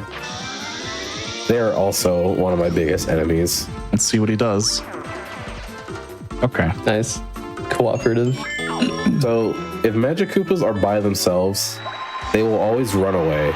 But if they're a blue Magic Koopa like this guy, there is a chance that he will just not, and he will try to kill you. And they do a lot of damage. They do as much as Junior, I think, with his magic attack. Think so? Yeah, I think they do 7. So you can let them attack you once and try to get him to run away again, but if he attacks you twice, you might want to try something else. You might want to airlift him. Those guys are scary. I do not like those magic Koopas. I've been burned enough that I just always anticipate them just staying. All right, so coming up here, we have a very difficult section. I'm going to be staring very closely. This is where you're meant to use Watt, but we don't need Watt. Oh man, no crazy looking filter this run. Yeah, you're intended to use Watt to navigate this blind basement. But if you have a really good TV, or also just enable some crazy filter on OBS, like I used to do, you can navigate through here pretty easily.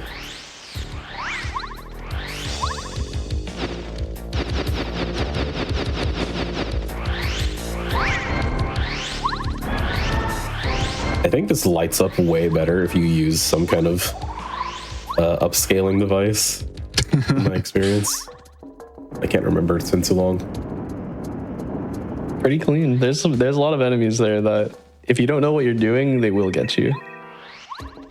Yeah, it's very easy to just jump on a bony beetle or a Koopa troll. And a lot of the movement that you do for that segment is like pretty like normalized. So if you get hit by accident, it can be hard to back up anything.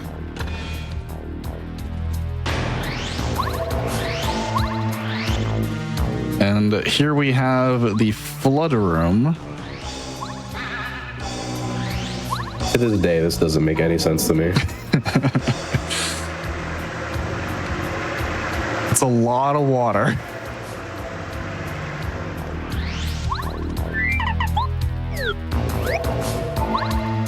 You think he was preparing for his vacation in Delfino Isle or something with this?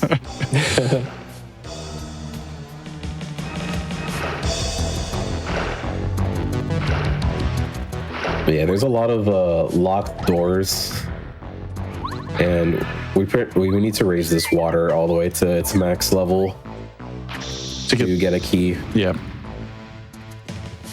Fortunately, this section is not very difficult, but the upcoming section is the hardest room in the game by far. Sure with is. the optimal strategy. This is pretty much like 2.5 minutes of the runner getting ready to do the next one. Just stealing themselves for it.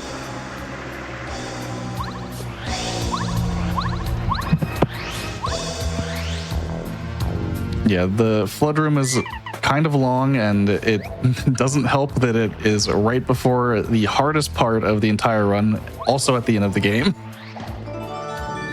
Did we explain that?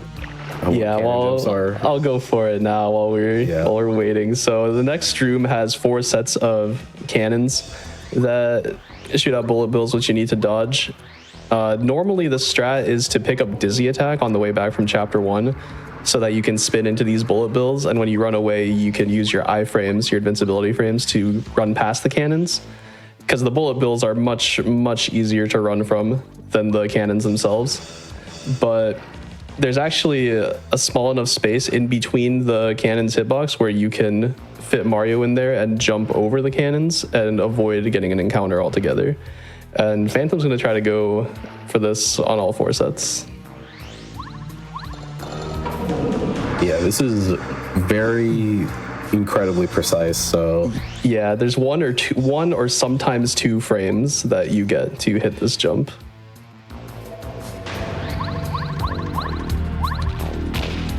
Okay.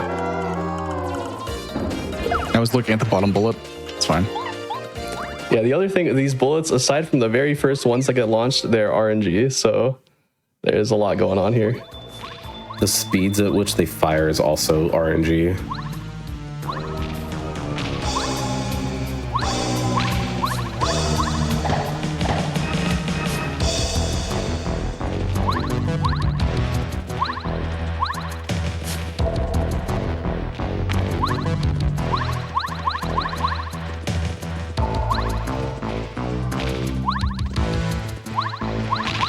Nice. Huge. Okay. Very huge. That's 3 out of 4 is excellent. Excellent That work. first set, honestly, was firing so fast. Yeah. I probably would have got hit there too. Yeah, I was definitely not ready for it to be there immediately. And I'm just gonna do the safe version of this.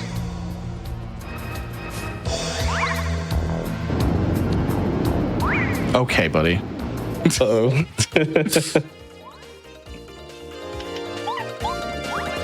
Yeah, if this guy decides to chase you, you're not getting away. He pretty much is glued to you until you take the encounter in that spot. Yeah. If he's throwing hammers, it's fine. He's really bad at hitting with hammers. And I'm gonna hit this right now. Easier to remember. Yeah.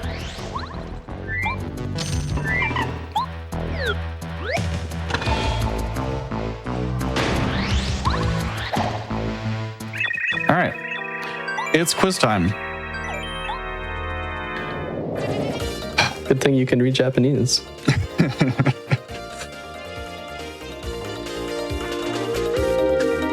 I don't actually know what the options are. Is the first one like 3 or something? 3 somethings. Yeah, so this Bowser door is gonna ask you some questions pertaining to the enemies that come out of the door, like how many arms or legs are there, how many green shy guys are there, stuff like that. And fortunately for us, the answers are the same every single time.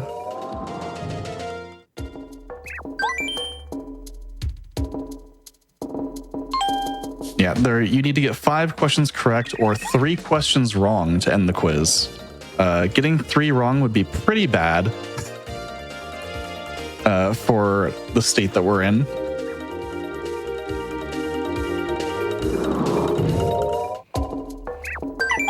Yeah, if you get 3 questions wrong, Bowser will unleash 3 anti-guys on you, which each have 50 HP and can deal 10 to 12 damage each.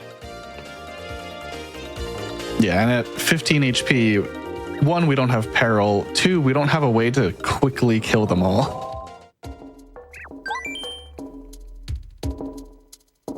Yeah, they are a mini boss, so you can do some like status inflictions, but they are very immune.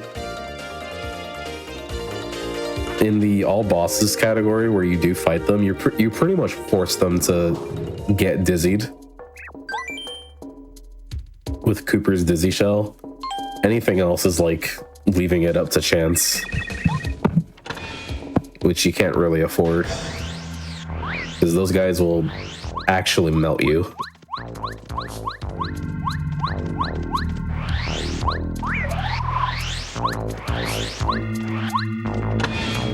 Okay.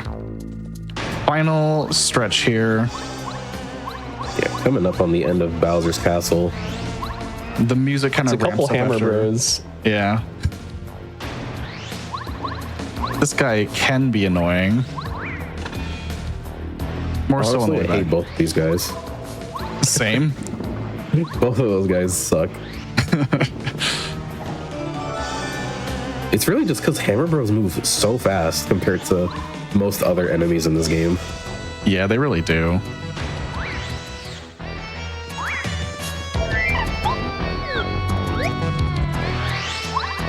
Like a lot of enemies usually will like take a half second to notice you and then start chasing you or so. But like there's not many enemies like Hammer Bros where they just immediately start running at you. Yeah, these guys are quick. These rooms also have, like, I think the shortest stairs in the game. Potentially. These were always my least favorite to climb up and down. It's very awkward timing.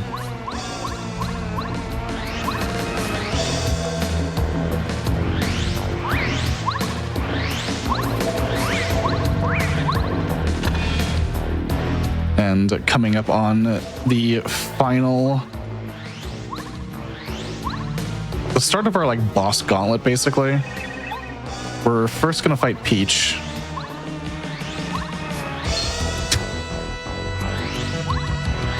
And by fight, I mean do exactly what we did every single other time we saw a duplicate ghost.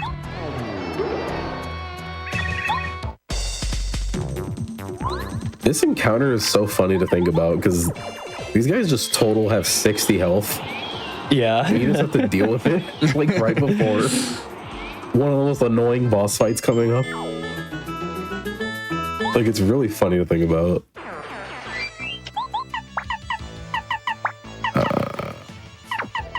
This.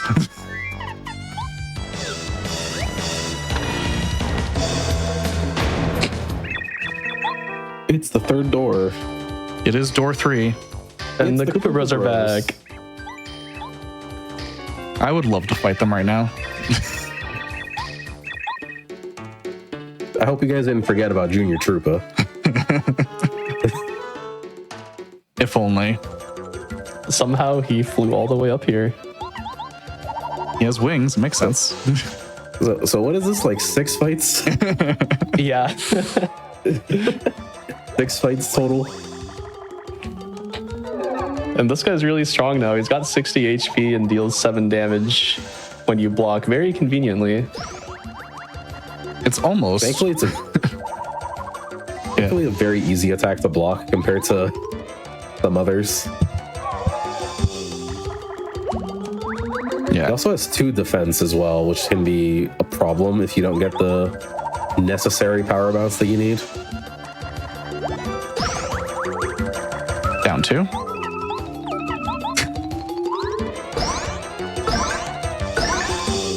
Nice. Nice. The main gimmick of that fight is like every 20 HP or so, he cycles through a new transformation.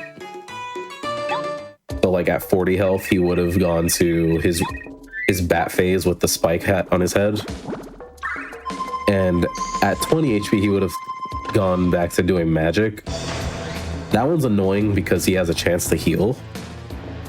He can do Or that do 5 lightning. times.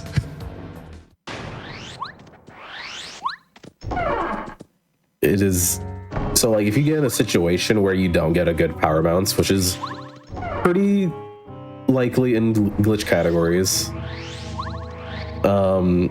he'll start doing magic, and you need to hope that he throws a magic attack at you and not lightning or heal, because then he's just wasting time. Yep. A very arduous process with him. This is our hallway Bowser fight. Rematch from a while ago. And having Bo here especially is really important for Glitchless, or just having a safe fight in general, because the alternative is to stun him with Watt or Cooper, and that typically has around a 40 to 60% chance of working depending on how well you mash. Yep. This is guaranteed.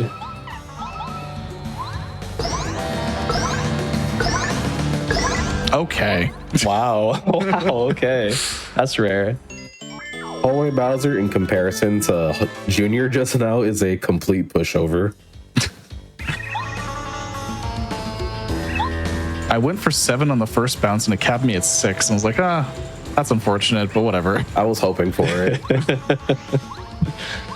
Yeah, so that fight can either end in 2, 3, or 4 turns depending on your bounce caps, and each extra turn takes about 12 extra seconds.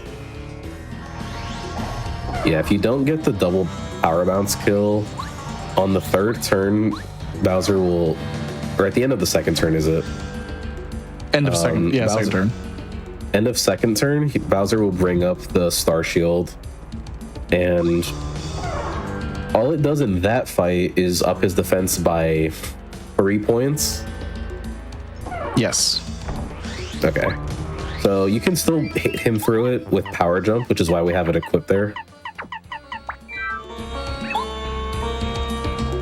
So you would end up just doing Power Jump out of sight, Power Jump again. It does 8 damage each time.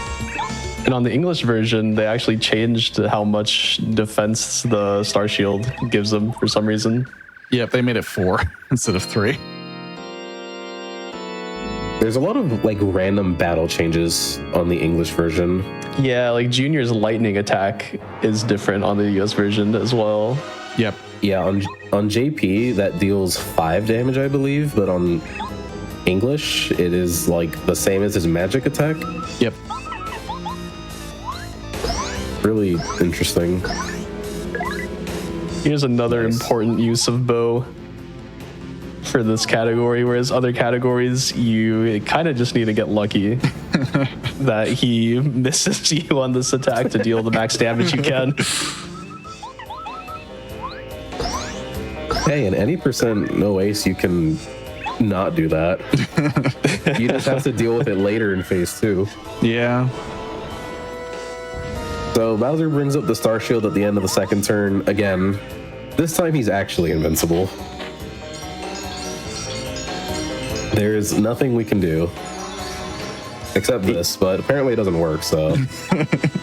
Went to all this effort. It would work on Hallway Bowser if you so choose to use that to remove the shield, but not on this Bowser.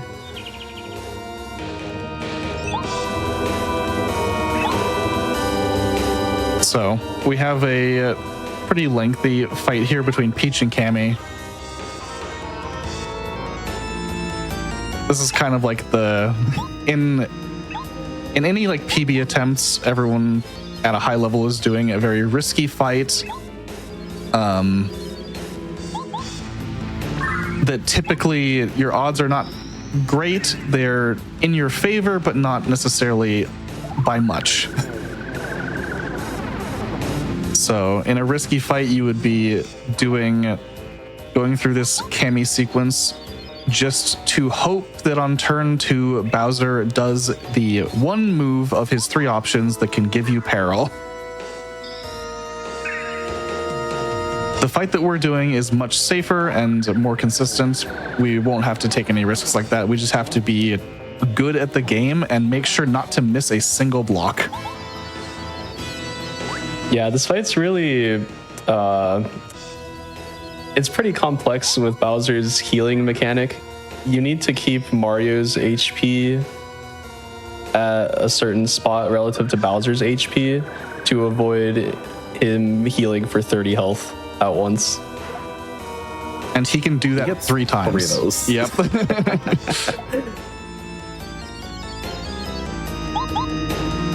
Yes. There is a chance that he avoids doing a heal if he's in heal range. It's a 25% chance that happens. In practice, it feels like he will heal 95% of the time instead of 25 or 75. Something like that. Pretty much, if he's in heal range, he's gonna heal. It's bad. I think of the hundreds of runs I've done of this game, I have had 1 PB attempt ever dodge the heal, and it mattered for a PB. Every other time he has healed and killed my run. Sounds right. And his heal mechanic is actually the reason that we get HP plus all the way back towards the start of chapter 1, is to put Mario's HP maximum at 20 so that when Mario tanks a life stream later in this fight, he'll come back at 10 out of 20 health instead of 10 out of 15. Yeah, the percentages matter a lot for Bowser's healing. Bowser is the most complicated boss in the entire game. He's the only one that has like actual AI with random chances and what he picks to do. A lot of routing for any category in this game usually starts at how you want to fight this boss. Basically, because that affects all your pickups throughout the run.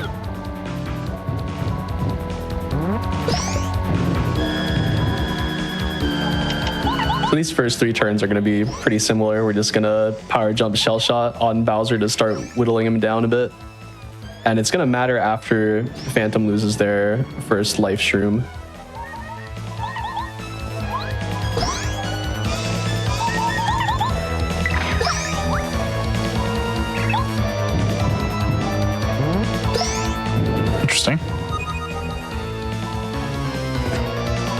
so this next turn is where things can get a little weird.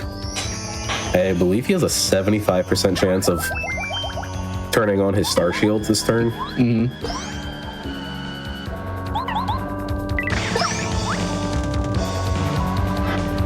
There it is.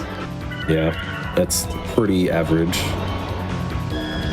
The next attack is what's gonna dictate how the rest of the fight goes. If Bowser does fire, Phantom will get peril and try to bounce immediately to kill. If he does anything else, we'll have to use a repel gel.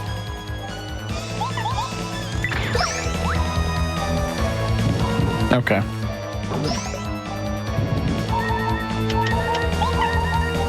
Like, where are they?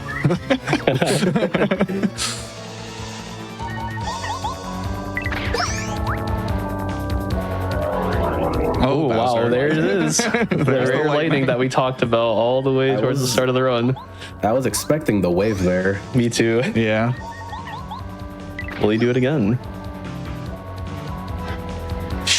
Oh, wow. okay. That's weird. I'm just gonna use the other repel gel. Yeah. That's why I have it. That wave attack is a little nerve-wracking. If you fail that on a PB attempt, your run's over right there on your partner block. Yep.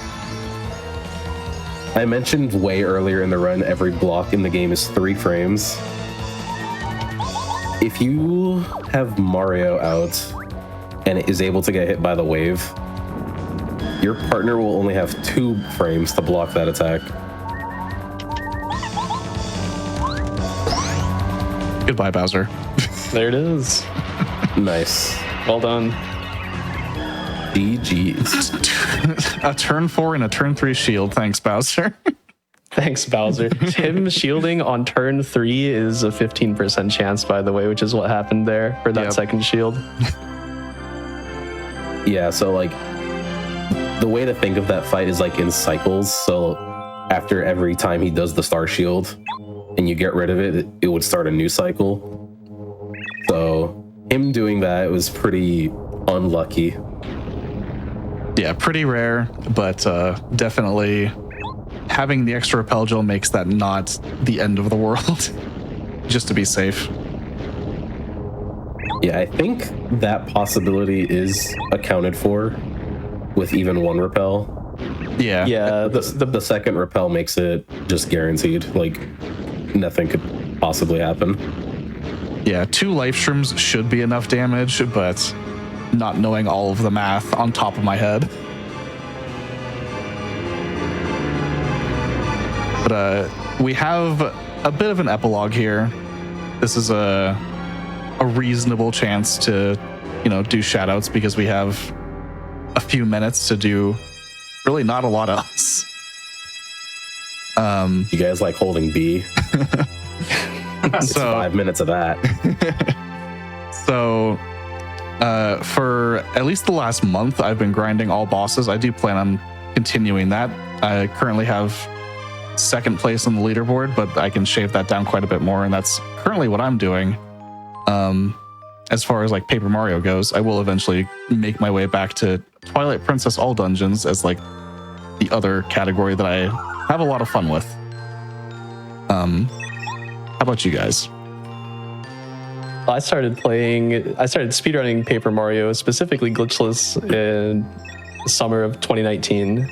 And now I'm kind of back on the grind with this category again, trying to lower the world record to the 338 range with some very risky strategies.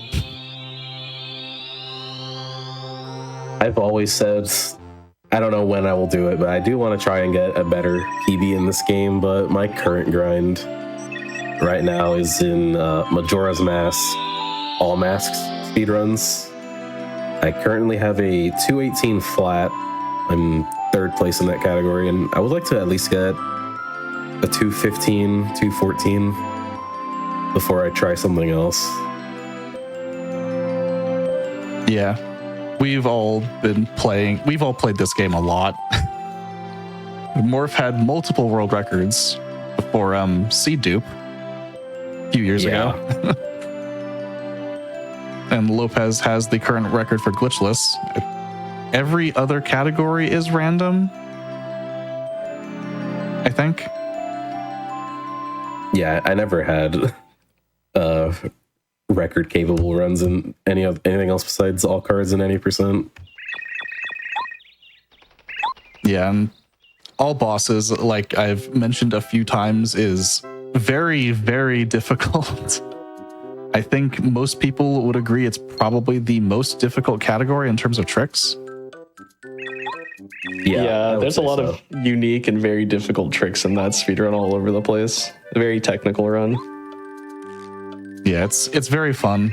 It's a really cool run, especially I think all bosses is the run that's benefited the most from seed duping. Yeah, there's just a lot of interesting changes. All bosses, I think, was less popular by a lot back then because it had some harder tricks than all cards would have, like early whale. Mm-hmm. And it was almost like all cards plus with doing the extra bosses. But now there's a lot of cool, unique tricks, and even the chapter order isn't the same anymore like it used to be. Yeah, the two categories are quite a bit different. It's very cool now, for sure. Yeah, and just being able to get Lackey early, like very, very early, and letting you use him basically everywhere changed so much about the category. But we are coming up here on the end of Epilogue shortly. There is one trick that I will be doing. I'm already doing it at the moment. The amount of times I've finished a run and forgotten to do this is alarmingly high for how good my times are.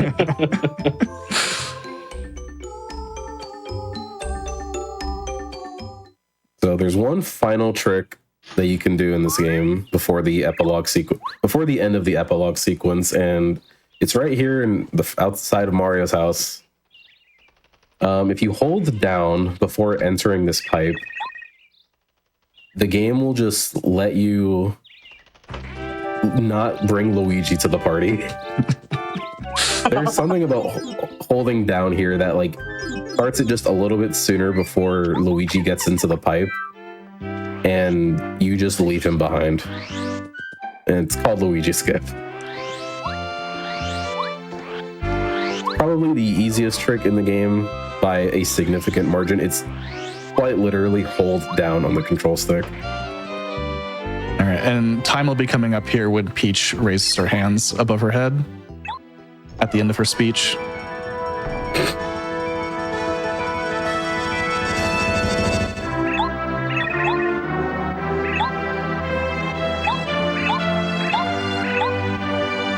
And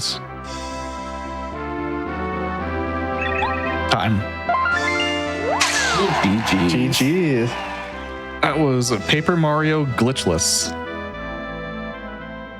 A very good run. If for anyone that like has the time to put into it, I would highly recommend. It's very comfy. It's very easy to just get into and do a run.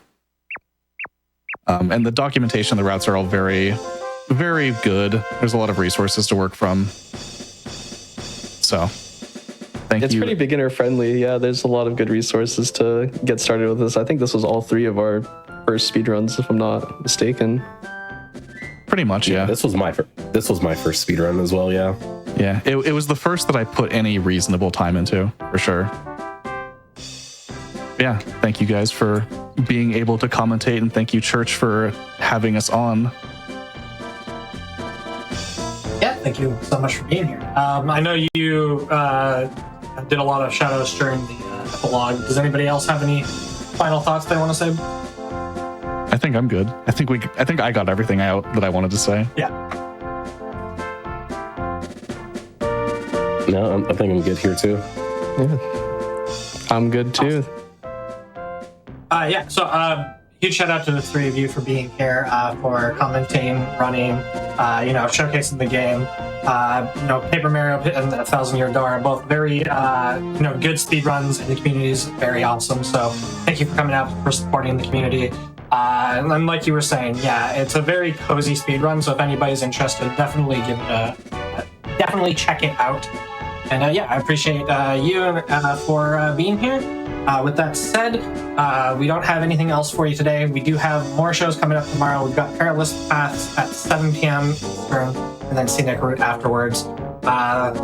And just a reminder for everybody, AGDQ 2026 volunteer submissions are ending in the next few hours. So if you want to volunteer for AGDQ 2026, which is going to be live in Pittsburgh, Pennsylvania from January 4th through 10th, getting your volunteer applications tonight, like now, basically. Also, if you would like to attend, registration is open, so you can be sure to register. If you want to experience the event in person, you can upgrade to a file badge if you register before November 1st, and there's a fee associated with it, but that closes November 1st. You can visit gdq.gg for more information on all of that. Have a great night, everybody. Thank you for dropping in. See you tomorrow.